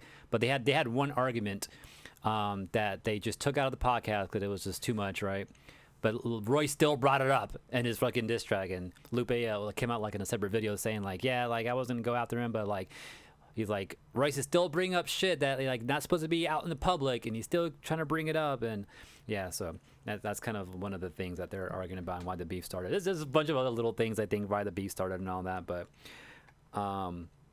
yeah, that was interesting. So I want to talk about that real quick. Anyways, another news. That is fucking crazy. Yeah. Man, it's so sad. Two of the dopest rappers out right now, and they're beefing. By the way, yeah, Royce's was a dope ass diss, but fuck, man, did you hear Lupe's? Yeah, I heard them both for sure. The thing with Royce's diss is like, because they got into like an argument about like who's like the better rapper type of thing. That was like one of the arguments that kind of sparked this, as well as like other things I believe. But like I think that's what Royce was going after, like being the better rapper. I could tell because his actual song was better. But what Lupe was saying was more fucking like, oh shit. Like Royce definitely put some jabs and some hard jabs in there, but then he goes off the whole diss subject talks about other and things. talks about a bunch of other random things and like the worldly things and other people, still dissing other people at the same time too. And he came back to Lupe for a little bit, yeah, and then he went off again on something else. And I was like, okay, not that like his rhyming is fucking dope for sure. Like, and all the like different like metaphor shit he's doing. Like, it's all crazy and all. And then Lupe's just went straight for the throat, man. Like, it was just Every fucking bar was Yeah. about that fool. Yeah. And you know what? Lupe's beat was better too. That beat was fucking dope.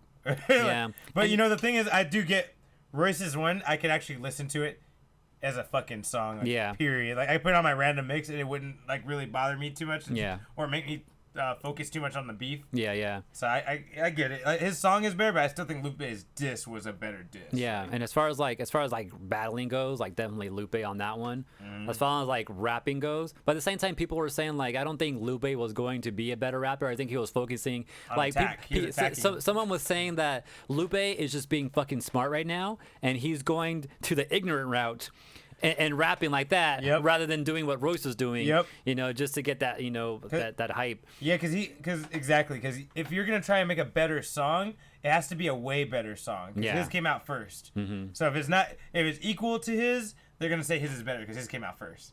See, it has to be a better song. So he's smart, like you said. He went the other route and just Yeah. fucking attack. Exactly, like, yeah. Smart. And it sounded like he did more freestyling in that one too.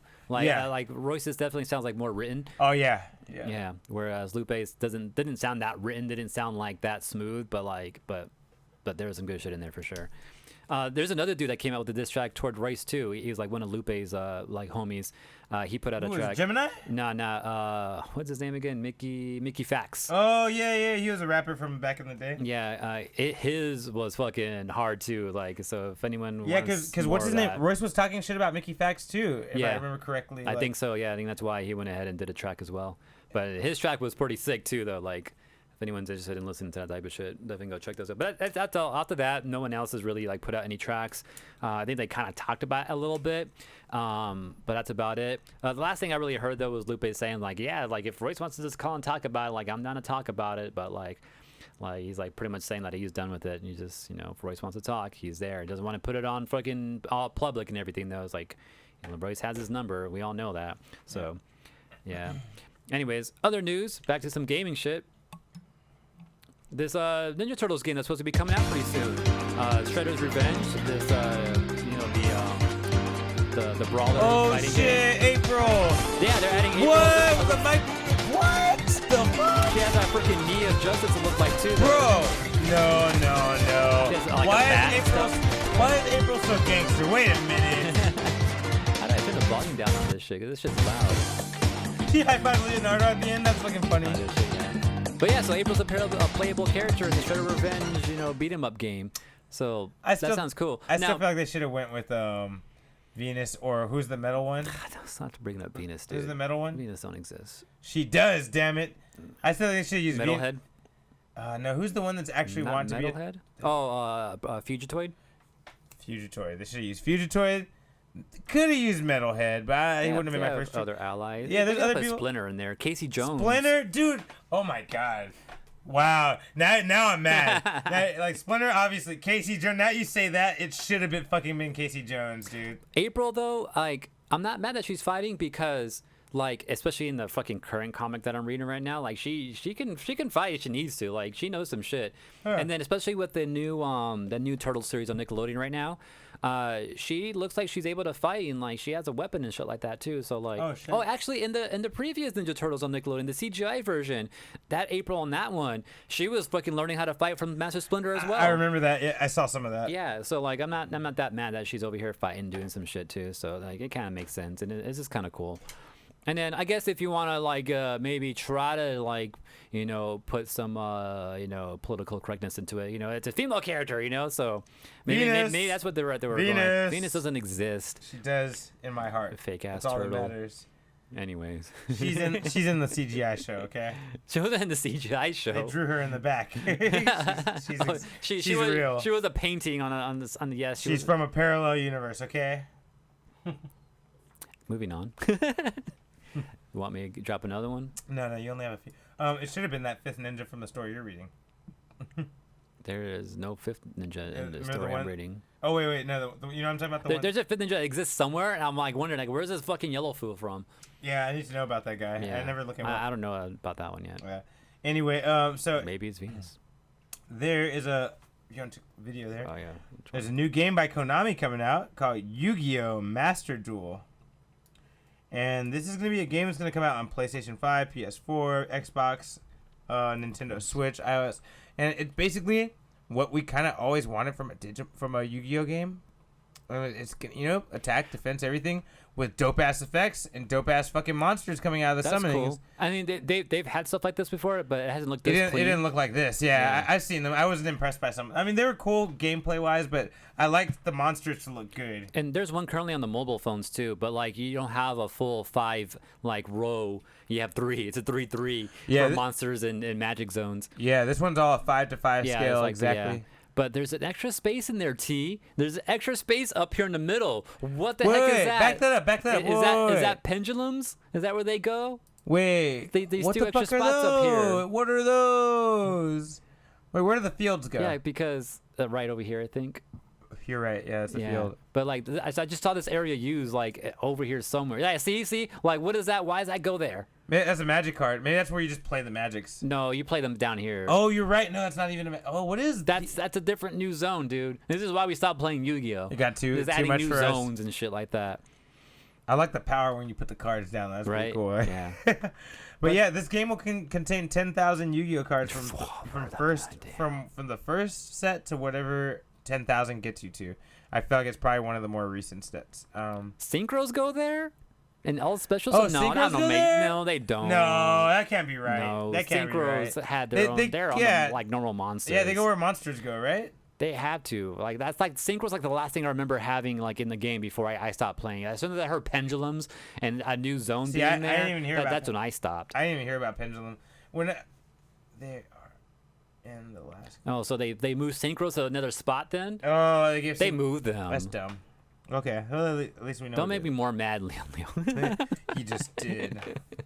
All right. Yeah. So, but this game looks pretty entertaining. Looks kind of cool. I think I would like to play it for fun in the background. No. Now that new spot there. Yeah. Actually, now that you mentioned the new system, I don't want to have to read every fucking card that I see every time. That's why I don't like getting into it after a while, because like now I got to read every fucking card again. Like, no, I don't want to do that. Yeah. Yeah, but it is available. Yu-Gi-Oh! Master Duel. Looks fun. So cool. Check it out. Let us know what you think, because we're not gonna play it. Other thing, real quick. I was gonna play, but I saw those extra 2 zones there. I was like, nah. Yeah, he's not about that. I'm not. 10. That's all. All right. So we've had a little bit of Wolverine news. I'm gonna do a little string right here. So finally, the Wolverine anime, Sony has made it available on YouTube. So if you want to watch the Wolverine anime, it is now available on YouTube. No, not that one. No, it's not that one. Yeah, it? I think it's only 12 episodes. No, there's nothing. No, you don't. It's only 12 or 13 episodes. I think it's also available on, what was it, HBO Max or Netflix or something like that. It's not available on Disney Plus where you would think it would be. That's for sure. I think it's on like HBO Max or something. But you can watch the Wolverine anime there, but now you can just watch it on YouTube. Okay. I heard it's just okay, so you probably want to watch it on YouTube. Man, I was trying to watch Pokemon Generations, or was it Beginnings, or Is that the new one? no, there's like a mini series that they did a couple years ago for Pokemon. I was like 6 episodes. I don't think was it called Generations. Oh, I remember that. No, not Generations. It was something else. I remember what you're talking about. Origins. It was Origins. free on YouTube when it first dropped. It's not there anymore. Now you gotta fucking go and like purchase it, like or have one of those subscriptions or something like that. Yeah. What was that thing they were doing that was ongoing? Remember they kept putting out Pokemon shorts for like a year? It was probably Generations. Oh, Generations. Yeah, because I went back on it and I was like, oh shit, there's more that I haven't seen yet. And, yeah, dude, my girl showed me one. Mini episodes, yeah. I thought I had seen them all, and then my girl showed me too. one, and I was like, I never saw this one. I was like, what the fuck is this? And I was like, and I looked and there was like a huge list of new. I was like, okay, yeah. I thought they were only doing that for a year, but I guess they just decided to keep going with it. I think that's probably a year's worth right there, probably. Because I was only watching it for like the first like month or 2, and then like kind of just fell off. Oh, because it was coming one a week, huh? Yeah. You know what? I saw like 8 or 9 episodes, so I think I only watched it for the first 2 months. Yeah. I think the same thing. That's something that I did watch recently too. That I guess I didn't mention to right now. But yeah, I was looking for Origins. Anyways. But yeah, something else on YouTube right now then, huh? Yeah, Wolverine anime. Yeah, the Wolverine anime is available on YouTube if you're bored. Just want to see some badass Wolverine shit, For a limited time. All right. Speaking of Marvel, I guess, right? There's this shit that they just dropped just the other day. A new video game. This is like a new RPG type of game coming out from Marvel, and it's Midnight Suns. And this is. Have you seen this trailer yet? I did see this trailer. Yeah.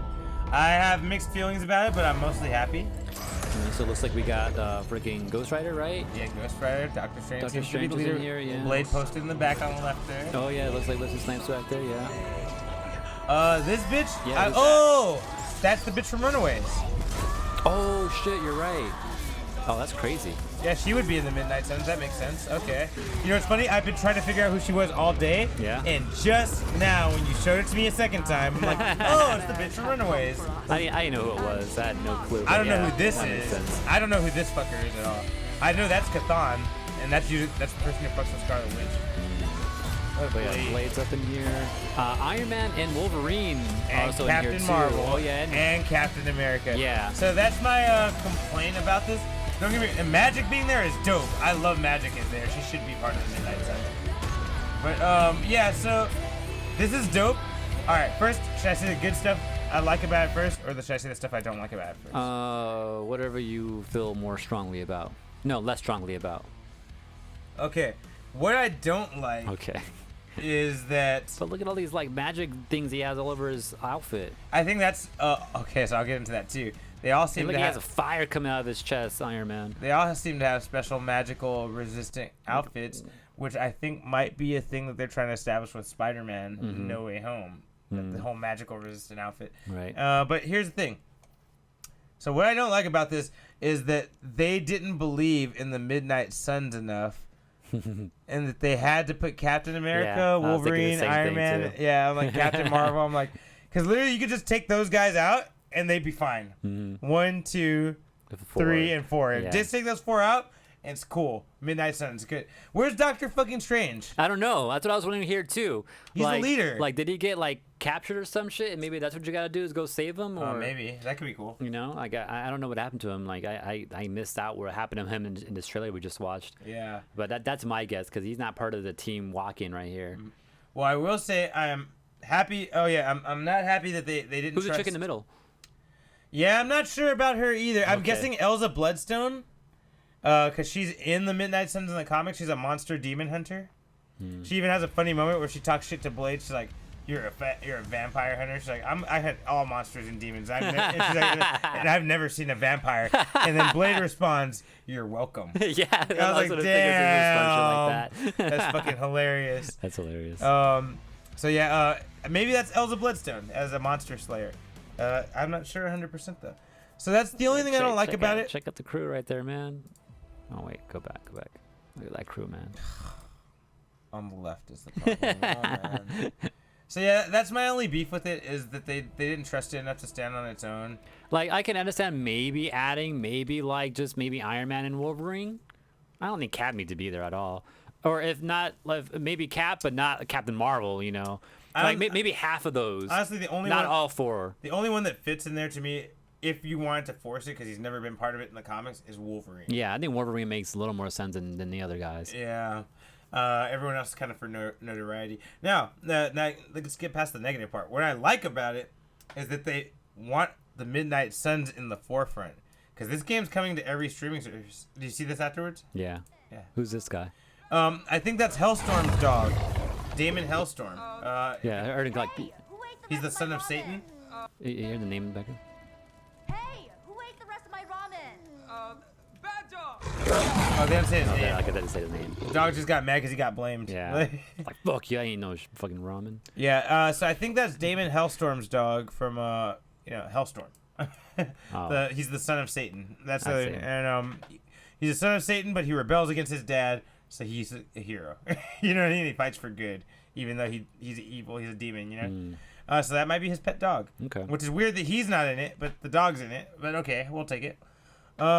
Ghost Rider looks like the version from with the muscle car. What's his name? Robbie Reyes. Okay. I think he's that version, and I'm down with it. Yeah, that looks cool. I fuck with the Midnight Suns, as everyone knows. If you follow this, they're the superhero team. I'm waiting for it to show up in the MCU. I'm not waiting for Young Avengers. I'm not waiting for X-Men. I'm not waiting for Fantastic Four. I already know those guys are coming. I'm waiting for Midnight Suns to show up.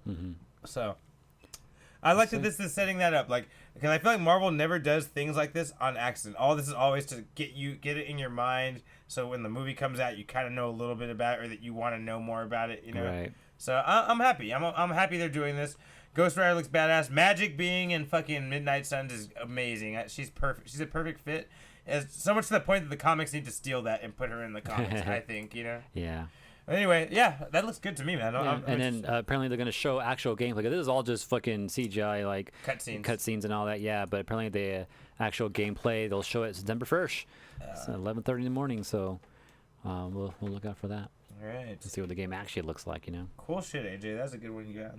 All right, other news real quick. So, Tony Hawk, right? You probably heard of him. I've heard of him. He's ride a few skateboards a few times. Yeah, a couple of them, yeah. And so, Tony Hawk has a brand new line of skateboards coming out. It's pretty interesting. It's something that's partnered with something that you like, AJ. He's partnered with Liquid Death. Oh shit! Yeah, Tony Hawk is partnered with Liquid Death to make this new skateboard. They're very limited edition. I think there's only 100 of them coming out, and they're $500 a piece. Damn. And the reason this is so rare and so dope is because made of water. It's made by Liquid Death with him, and two, this skateboard, every skateboard you get of these, has a bit of Tony Hawk's blood in it. Wow. It's in all the paint that's used to make it is infused with his blood. That's crazy. And if you look carefully at the picture, the Liquid Death guy is carrying the Tony Hawk skull. Yeah, the birdhouse, yeah. The birdhouse skull, yeah, which is kind of funny. Little reference there. And yeah, so if you are a fan of Tony Hawk, you want to have him part of your skateboarding experience, that's how you do it. Man, the gaming bathwater was fucking crazy. This might be even crazier. Actual blood. Actual blood. So the whole thing about it just sounds a little satanic to me. Maybe. I don't think I get it just because of that, but I think it's a cool idea. Well, that means if we ever need to clone Tony Hawk in the future, man, we just find one of these skateboards, right? But they're rare now, so dude, this could be a great movie. Somebody has to hunt down the skateboards of Tony Hawk so they can bring him back to life. So they can save his life. Tony Hawk holds the power. Right? We need a skater to win the skate competition to save the world. Who do we know? No one now. It's a lost art. Right? We gotta find Tony Hawk. Well, who has all the skateboards? It could be all the dope ass fools from back in the 90s and 2000s, like Chad Muska's got one. Yeah. You got to defeat him in a skate competition to get it. Anyway. That's funny. But Tony Hawk blood skateboards. Buy them now. They're team up. If you can find them. All right. So speaking of card games, I should have brought this up when you brought up Yu-Gi-Oh! But Magic the Gathering is another popular game, right? That I'm never gonna play. Even this shit won't get me to play. But it got me thinking about it though. So apparently there's gonna be Street Fighter sets coming out in Magic the Gathering. What? Yeah. So they're gonna add these characters in somehow, I suppose. There's gonna be Street Fighter sets in Magic the Gathering. Also Fortnite, but no one cares about that. But Street Fighter, like I'm already trying to play a game that has Street Fighter characters in it. Now you're trying to get me to Magic? Is that what you're doing? You would think like they would do like Lord of the Rings. Or... I think they have. Okay, I'll be quiet. I think they had done that already. Yeah. I'll be quiet then. They've done something else too. Wax can tell you all about it, I'm sure. But yeah, they kind of tease this just, I think today or yesterday they mentioned it. And all they showed is just the art. They haven't showed us like what type of cards or attacks and properties they're going to have for the game. Apparently there's a new mechanic though called multi-kicker though, which of course, Chun-Li is going to have that as her ability in this card game. But yeah, look out for that coming out. I think sometime next year is when that is expected, as well as Fortnite. But I thought that was interesting, and F you will, if you're listening. Right. F you will. Where's our toy roundup? We miss it. Yeah. All right. So, Witches of Eastwick is an old school movie from the 1980s made by John Updike. It had Jack Nicholson, Nicole Kidman, a bunch of famous people. And it was it's like a slightly horror-ish movie about witches and things like that. Horror-ish. Maybe a little bit of column A, a little bit of column B. Anyway, they're gonna be making a remake of this movie. HBO Max is going to be producing it and putting it out. And it's going to be directed by the guy who did Mad Max Fury Road. Okay. We don't know anything about casting yet. It's going to follow the same storyline as the previous one. I was like, man, this is cool that they're actually... I want people to remake more shit like this. Old shit that hasn't had an adaptation in a long-ass time. We haven't seen it since the 80s. Remake that shit. Stop remaking things that we had 5 years ago. I'm tired of that shit, man. It just makes me not want to watch it even if it's good. I don't know. Spider-Man. Hellboy. Shut up. Hellboy. Have you seen Hellboy? I haven't seen it. It's good. You're the new one or the old one? Both. Oh, okay. But I think the new one is good, but if you like the old one, you're just kind of over it because you're like, I gotta watch the origin again and watch this new one and get into them, and that's no fault of the movie. The movie's good, but I'm just like, oh my god, I gotta watch this whole thing again, learn about how he's not supposed to be here and how people don't like him. Like, this is lame. Like, and so I'm like, I'm just kind of over the recent remakes. Like, make me some old shit that I haven't seen before, you know, or something from before my era, you know. I'd like that. Yeah. But yeah, Witches of Eastwick. This is a good one. This is gonna be remade. We don't have any release date because they're just starting on it now, but I'm assuming 2023. Oh, we don't. I'm not sure if you had this. Do you have Cowboy in your news? I do. Okay, never mind. In that case, moving on. Wait, you want to take it? No.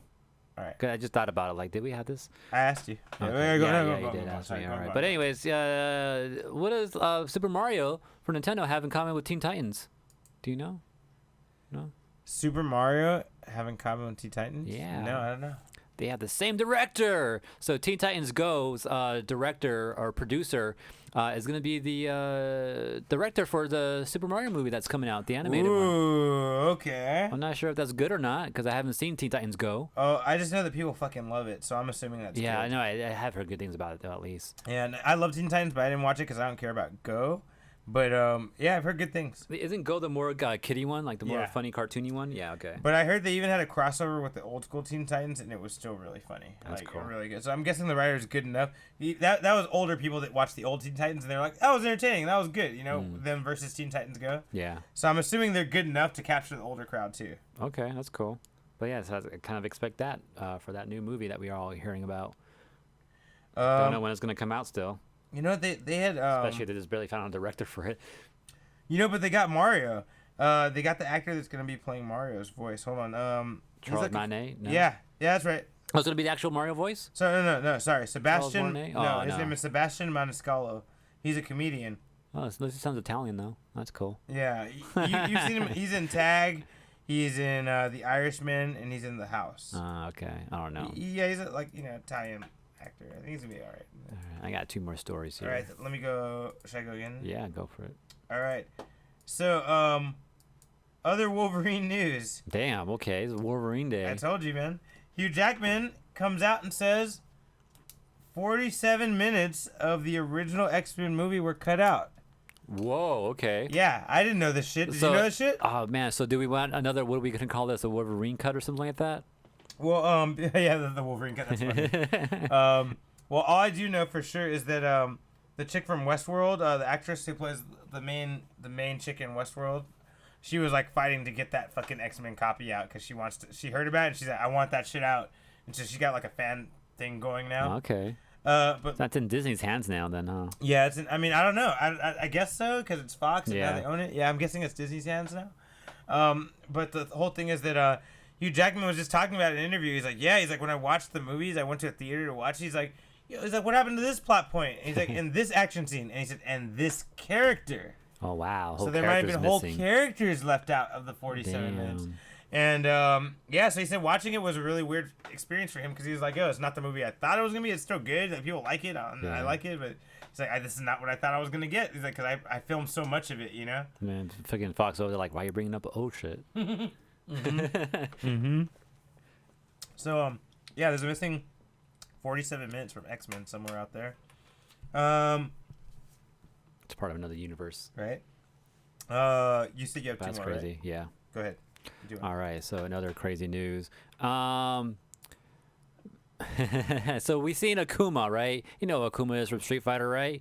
We seen Never heard of him. We seen him in all types of video games, right? Just fucking up people, Street Fighters. You know that wasn't good enough for him, right? He went to like SNK, you know, beat some people. That wasn't good enough for him. He went to Tekken, right? Beat up some people there. He's looking for something more challenging, right? He probably saw the Devil Gene as all. He's like, I want to go fuck with that now, right? Yeah. Not enough for him, man. Just not enough for Akuma. So now, guess where he's at now? No! Don't fucking tell me he's the last one. He's in Monster Hunter now. Wait. What? Yo. Where do you think I was going with that? I thought you were gonna say he was gonna be the last member of Street Fighter. I'm sorry, Smash Brothers. Smash Brothers? No. And I was like, what? And then you told me he's a monster, and I'm like, No, he's going beyond that. He wants to fight some actual monsters now, man. he needs to fight some actual competition. Exactly. Yeah. Oh wow. So Akuma apparently is going to be a character you can Wow, use to he- fight he freaking fu- monsters. Wow. Yes. He blocked that shit. And fucking, wow. Dude, what? He's fighting dragons and stuff, dude. Is Uppercuts this and real? everything. Am I really looking at what I'm looking at right now? Is he Spider-Man or something too? What the fuck was that? Bro, yeah, he like triple jumped. That was like,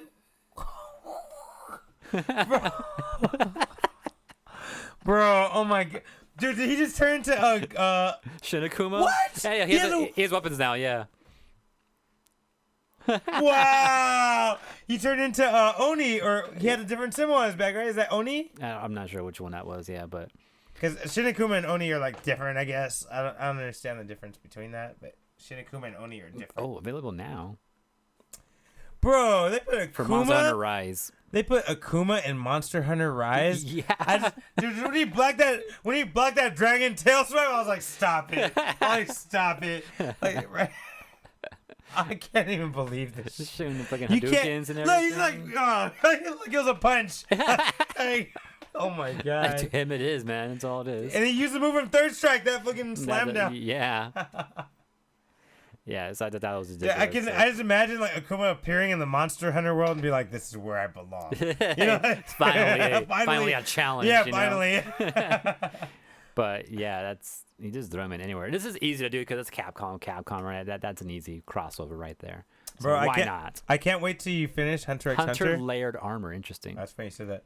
I can't wait till you finish Hunter x Hunter so I can make an Akuma joke. Okay. When you're done, remind me that you're done so I can try to make an Akuma joke for you. Okay. I think you're gonna really like. Anyway, 2 other quick pieces of news. I have 3 left, but yeah, I'll do 2 for now. Shuri, Letitia Wright, the actress for Shuri, Right.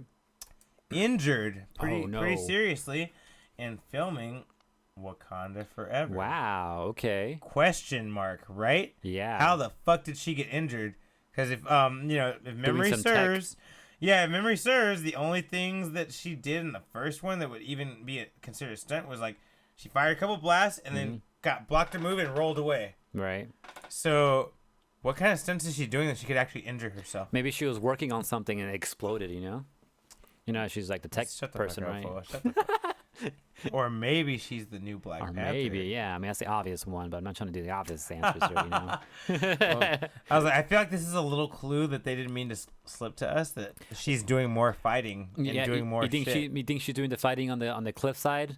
You No. know, for the Black Panther. Maybe. I mean, she might have to do that. Who knows? Who knows?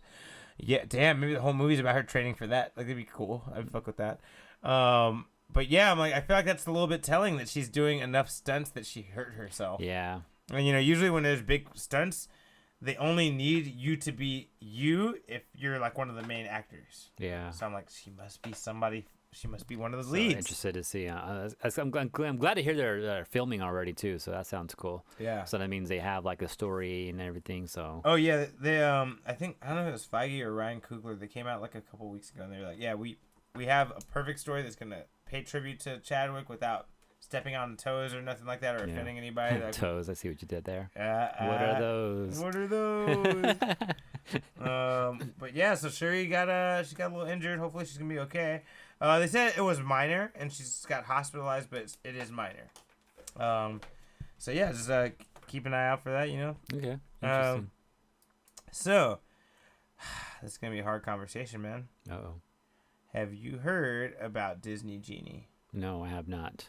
Man, this is the most crazy reaction thing that people are like responding to, and I feel like Disney is suppressing the fucking responses. Interesting. So, Disney Genie. Most disliked video. Is Yeah. what I'm seeing right now in this. Well, that I see. I didn't even mean to send that, but it's true. Disney has a gang of videos on their YouTube channel. They're all pretty moderately liked, over 50-60%, right? These 3 videos they put out about Disney Genie, are all under 30%. Wow. Because people are pissed. What Disney Genie is, it's an app that will fold in dining, reservations, and wait lists for rides. So they make it sound real mild when you hear that. But when you really see what it is, it's that you can pay to have a better spot in the wait list. Okay. Don't they already have stuff like that? Like those fast pass Nope, things and not all anymore. that? Nope. Not anymore? Nope. Oh, okay. Last time, I think I heard about someone in Disneyland. They weren't doing fast passes. And I know in Europe, they started doing this, and people didn't like it. But they're trying it here in America now. And it's called Disney Genie. So I think the ultimate burn about this whole thing is that they're using the Genie when Robin Williams was telling them he did not want to use the Genie to sell shit. Oh. And now they're fucking using the Genie as the mascot for this fucking app that charges you to get on the rides. Like, dude, this is kind of fucked up, man. I understand. Like, at first I was like, I don't know why people are making such a big deal.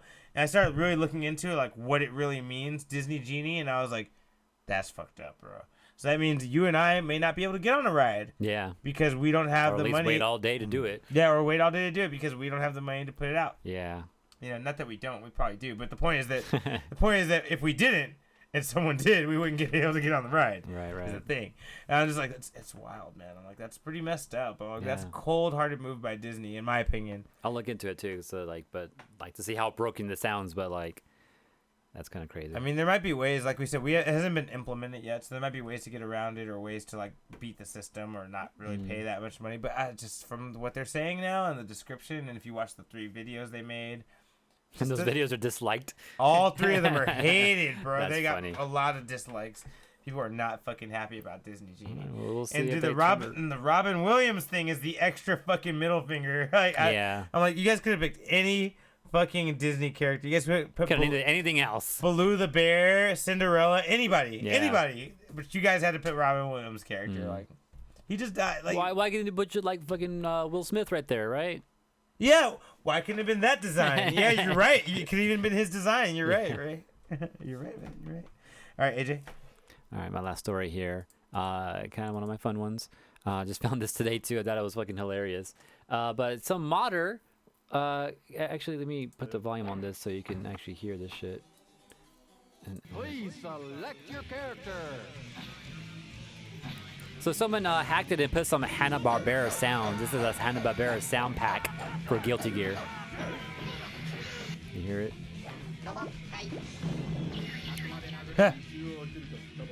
So when you start fighting,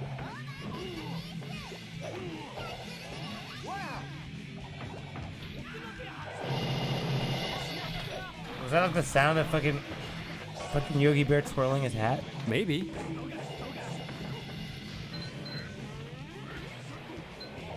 Bro, that spin move that she did is definitely the sound of Yogi Bear twirling his fucking hat. Okay, maybe it is. Also sounds like I hear like the Flintstones, their feet on the ground to the car. Oh, that's funny. I've heard that a couple times in here. Oh, Rocky. Is it Rocky and Bullwinkle? No, who is it? No. Oh, my God. That's definitely Hanna-Barbera. That's fucking funny. But yeah, someone put this together just for kicks. What's this dude name? Meowsy Cat on Twitter. Put this together. So if anyone's interested, go look him up. Apparently he has a download link here on his Twitter account too. So if you want some crazy sounds for your Guilty Gear, XXACPR, whatever that stands for. Accent Core Plus R. So you can do it for that if you're interested. If you want to have a little fun, have some funny sounds, have some little reminiscing of some Yogi Bear and Flintstones and all that. That's how you do that. All right. AJ, I got so first I'm going to give you, do you want me to end with news or end with rumor? Let's end on rumor. Okay. News. Just put out by Netflix. No, I was kidding. That's funny. News just put out by Netflix, and you can Google if you want to see more. Should I Google it then? You could if you want. Or Right. you start with the one I gave you. Oh, Cowboy Bebop. okay. I do have it. Netflix has released some images Yeah. about how they look and what's going on with Cowboy Bebop. Holy shit. It's so accurate. I like it. It's so accurate. Bro, see if you can find more pictures of the ship. But they look great. Don't get me wrong. The 3 of them look great. But what I'm more impressed by is how good the ship looks. Yeah, like the fucking the carpet there. The carpet, yeah, the beat up, the like, old school carpet, like it's actually from Earth. Yeah, the from beat the up 90s table and all that. Yeah. And like if you can find more pictures of it, there's other shots of like Spike like just chilling on the couch, in the fucking the war room of the ship, and you know it's something you see a lot of them doing throughout the show, like just chilling in the fucking main living room. Yeah. And it just looks so accurate. And if you see there's shots of Spike, you want to. No, I'm not gonna look him up. Yeah, there's other shots of Spike, like in his room, fucking practicing martial arts on a kung fu fucking board and shit like that. Yeah. There's pictures of him like fucking like in the dark, like practicing his martial arts.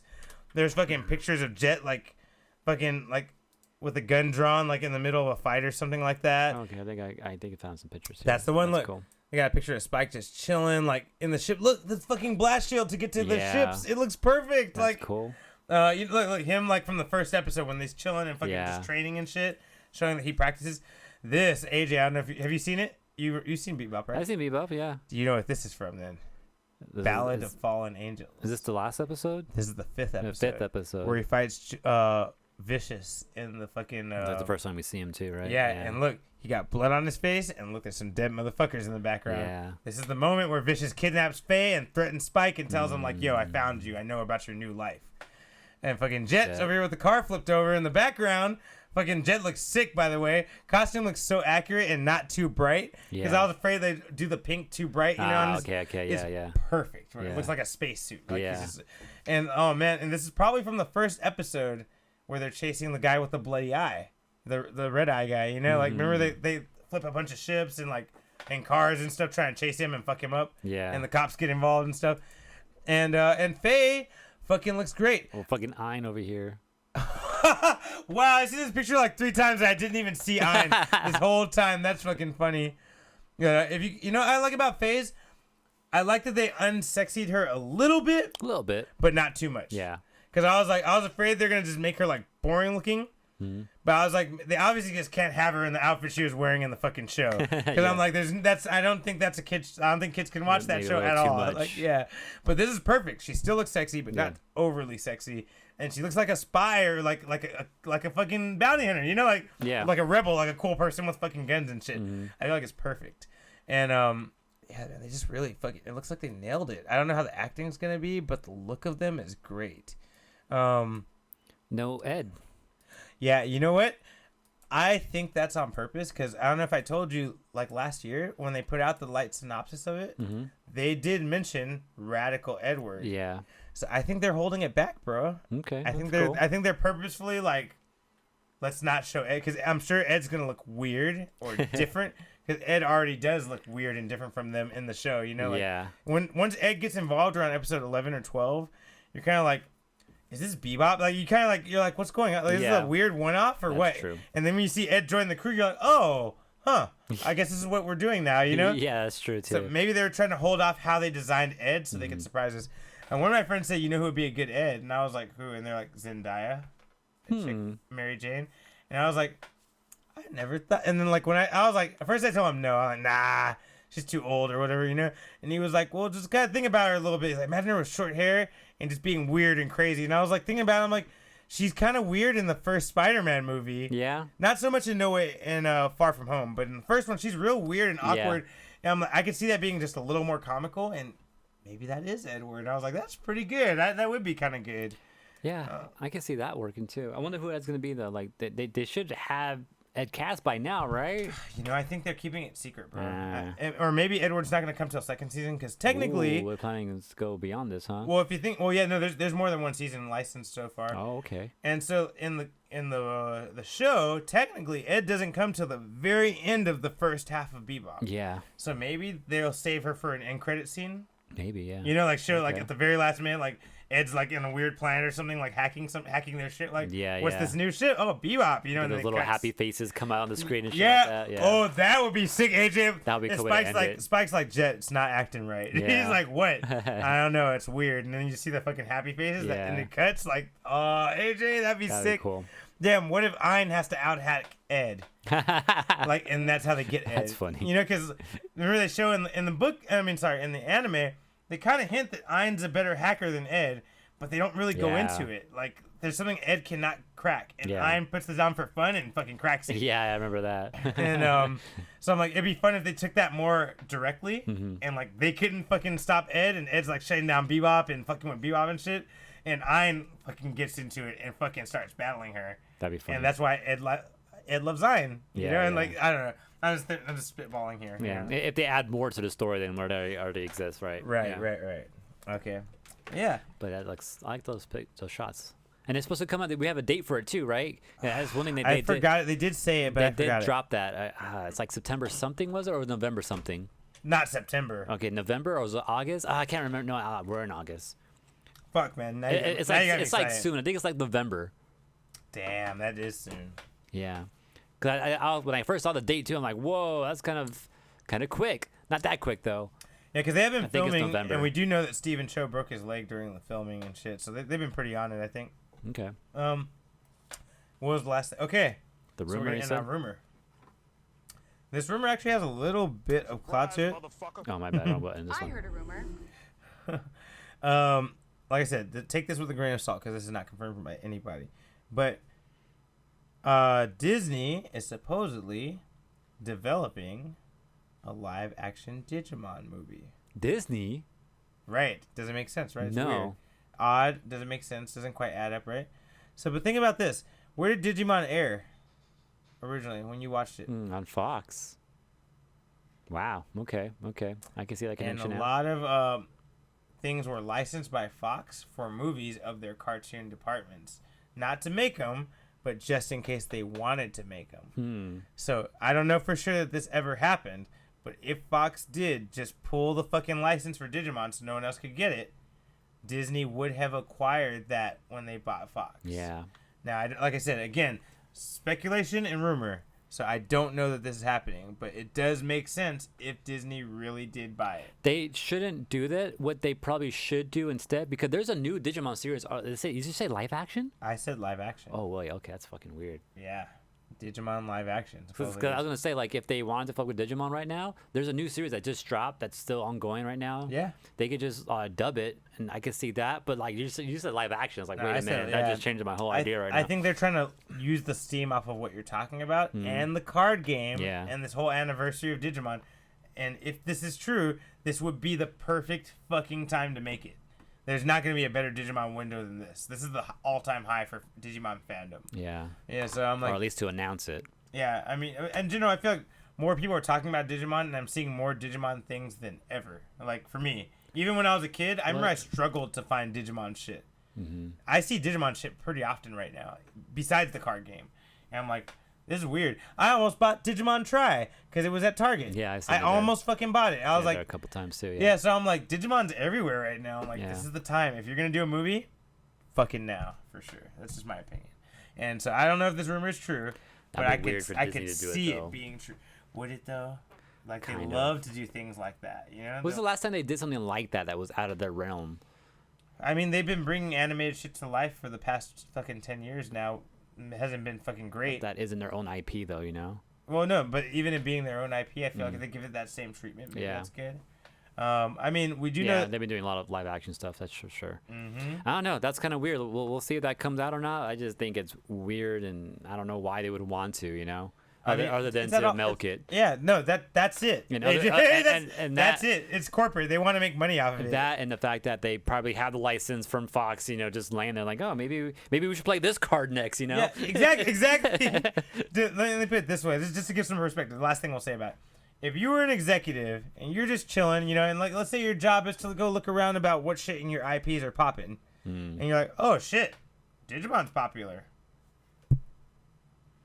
I don't see why you wouldn't. Yeah, I know, take why it- not, yeah. Why wouldn't you take advantage of that? Like, it's popular in multiple areas, in card games, and animation, In Japan. and toys, and Japan. Fucking tap it. You know, it's the time. You know, so I was gonna give that little bit of perspective about it, in my opinion, about why they would do that. But we'll see. We'll see. Hopefully, it's true. I'd be down to see a Digimon live action as long as it was strung out as a 3-movie thing. Or like a multiple movie thing. I don't Yeah. want one fucking movie. No, don't give me one movie explaining not- everything. That's way That would be the too worst, much. worst fucking thing you could do to Digimon is The try. only way you could probably do that is with like a quick Villain introduction. No, I mean, yeah, it would be have to be a. You'd have to go straight to Myotismon and Yeah. just make it only about him. Maybe not even Myotismon, just Devimon. Oh yeah, but see, then they would leave a cliffhanger, and Yeah. people are gonna want to know. So it had to be. You couldn't do it one Yeah. off. It has to be multiple. Yeah, I Yeah. was like, if you do Devimon, you gotta explain that Yeah. shit. Like, yeah, I don't know, man. I don't know.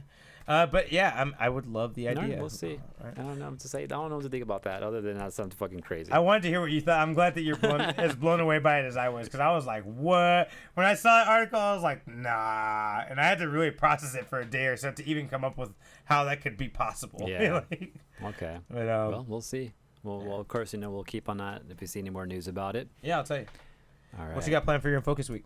Maybe more Digimon. I kind of want to go to this tournament that's going to be happening at this one game shop over in Santa Clarita. What day? On Sunday, and it's for a box.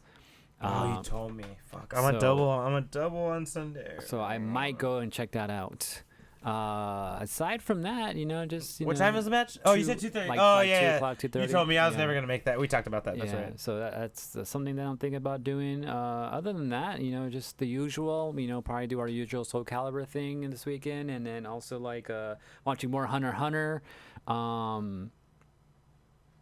Yeah, maybe watch more Evangelion. Because I forgot I was trying to I just watched the 1.0 recently, right? So now I'm gonna watch the next 2.0 movie, All right. and so on, and move on with that. So Don't I can get watch- to the main don't- one. Don't watch 4 without me, bro. Let's fucking watch it. Let's fucking watch that shit when it comes out, or Alright. or when you're caught up.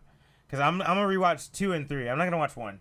I'm just gonna watch the Alright. end credits of 1, which I think is just Cowboy coming out the moon. Which it is, yeah. But I'm just gonna watch 2 and 3, and when you tell me, I'm fucking ready, bro. We gotta watch that. All right. But yeah, that's kind of all I really have planned, really. I'm just waiting for the fucking last run to drop next too. The next issue. See, they could put Last Ronin instead of fucking April too, No, because that doesn't make sense. From another universe. I mean, it doesn't make sense that the regular April in the yellow suit is fighting anyway. Like, That makes perfect sense to me. I'm not mad at that. It makes more sense. I don't need I think Casey Jones would have been a little bit more That of would an have made easier the idea. No, that would have made the Like most sense as Casey Jones. That would have made the most sense, yeah. But I'm not mad that it's April. Like Splinter, April, and Casey Jones are like that order. Should have been the relevance of it. Because those are like what's closer to them. I think true. April's maybe a little bit closer to the Turtles than Casey Jones is, honestly. That's true. So I think that's why they went that route. Who's the weird one of them that wears the black headband? Spike, man. Slash, Sorry. No, wait. but Slash is Isn't Spike? evil. Isn't Spike a thing too? Spike is because Spike that's Ninja Turtles, right? Just tell me I'm not crazy. You slightly are and not. Spike is kind of a character in the recent CGI version, which I think you met Spike, because Spike was Raphael's pet turtle, and then he got the mutagen on him, and he became Slash. Oh, so I may be crossing things, Yeah. right? Okay, I see. Spike becomes Slash. Oh, that's crazy. Okay. I'm not sure. Yeah, well, he could have been a Ninja Turtle. Like, that would make fun, Like, but he ended up becoming more of a bad guy. anti-hero, bad guy. Yeah, not really working with the turtle. He becomes part of the Mutanimals and all that. So you know how it goes. I do. Mutanimals be pretty sick though. Dude, you know what else? Neutrinos would be sick. I want neutrinos, bro. Anyway, we're Part of your balanced breakfast. What you got planned? For me, Sandman. I want to read more of that Sandman comic. Like I said, I read the first 2 chapters of it. It's pretty crazy, pretty weird. So I want to read more of that and finish that before that show comes out. You know what? There's a trailer for something I want to show you later. It's a new show that's coming out called The Foundation on Apple Plus, which I don't really fuck with Apple Plus, but after seeing that trailer, I was like, holy That sounds familiar. shit. I feel like I might have seen that trailer too. Maybe you did. And so the crazy thing, so remember I was telling you last year about how Dune is the originator of Star Wars, Terminator, and Matrix? Yeah. The Foundation came out before Dune. Oh, okay. That's Or maybe that's why I've heard. Maybe you told me about this before. I don't think I did because No. I didn't really know much about it. Oh, okay. But Or maybe I've seen it then. The Foundation is from the 50s, bro. Oh, wow. Someone writing about the future. And it's like a new series that they put out. Mm-hmm. Okay. And then Dune picked up from that and then just went crazy, and and then that branched off into Terminator, Star Wars, and Matrix and shit. So I'm like, man, this is the OG right here, and the trailer looks good. I hope it is actually good, So I want to see that. Some Splatoon for sure. I've been trying to play that more. I think that's the main stuff, man. I want to get back on Pokemon Snap. I was so in love with it, and I just stopped playing it because I didn't have time, and then I forgot about it. So I should get back into it now. Be like that sometimes. It does be like that. The older you get, the more that shit happens. I feel like, It's like, oh yeah, I remember this game I was playing. Yeah. What was I doing? You look back. You look back, and it was 2 years ago. That's me in Golden Sun. Oh my! That's been you before you were old. Boy, you've been like that forever. All right, guys, that was episode 114, 13, 113, 313. Sorry. That's right. Unfocused. Don't forget, this is a Collision 28 production. We're live on twitch.tv/collision28 every Wednesday. Also, you can always catch us on youtube.com/unfocusedpodcast to see rebroadcasting of these episodes. Don't forget to like, comment, subscribe there as well. Also, Twitter, you can message us at unfocused28. We also give you updates when the show starts. Instagram at Unfocused Podcast. Subscribe, like. Also, you can subscribe to our podcast show, the audio version, on Apple Podcasts, or just get more information about that on collision28.com. Or if you have any comments or things you want us to talk about, or maybe things that you feel we missed in the past, email us on unfocusedpodcast@gmail.com. And then check out that video I dropped in chat, or go to youtube.com, go to C28 Projects, looks for our 3v3 tournament thing. Check it out. Second part coming out pretty soon. Discord. They better know.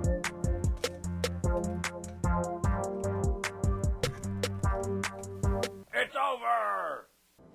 Don't forget to subscribe.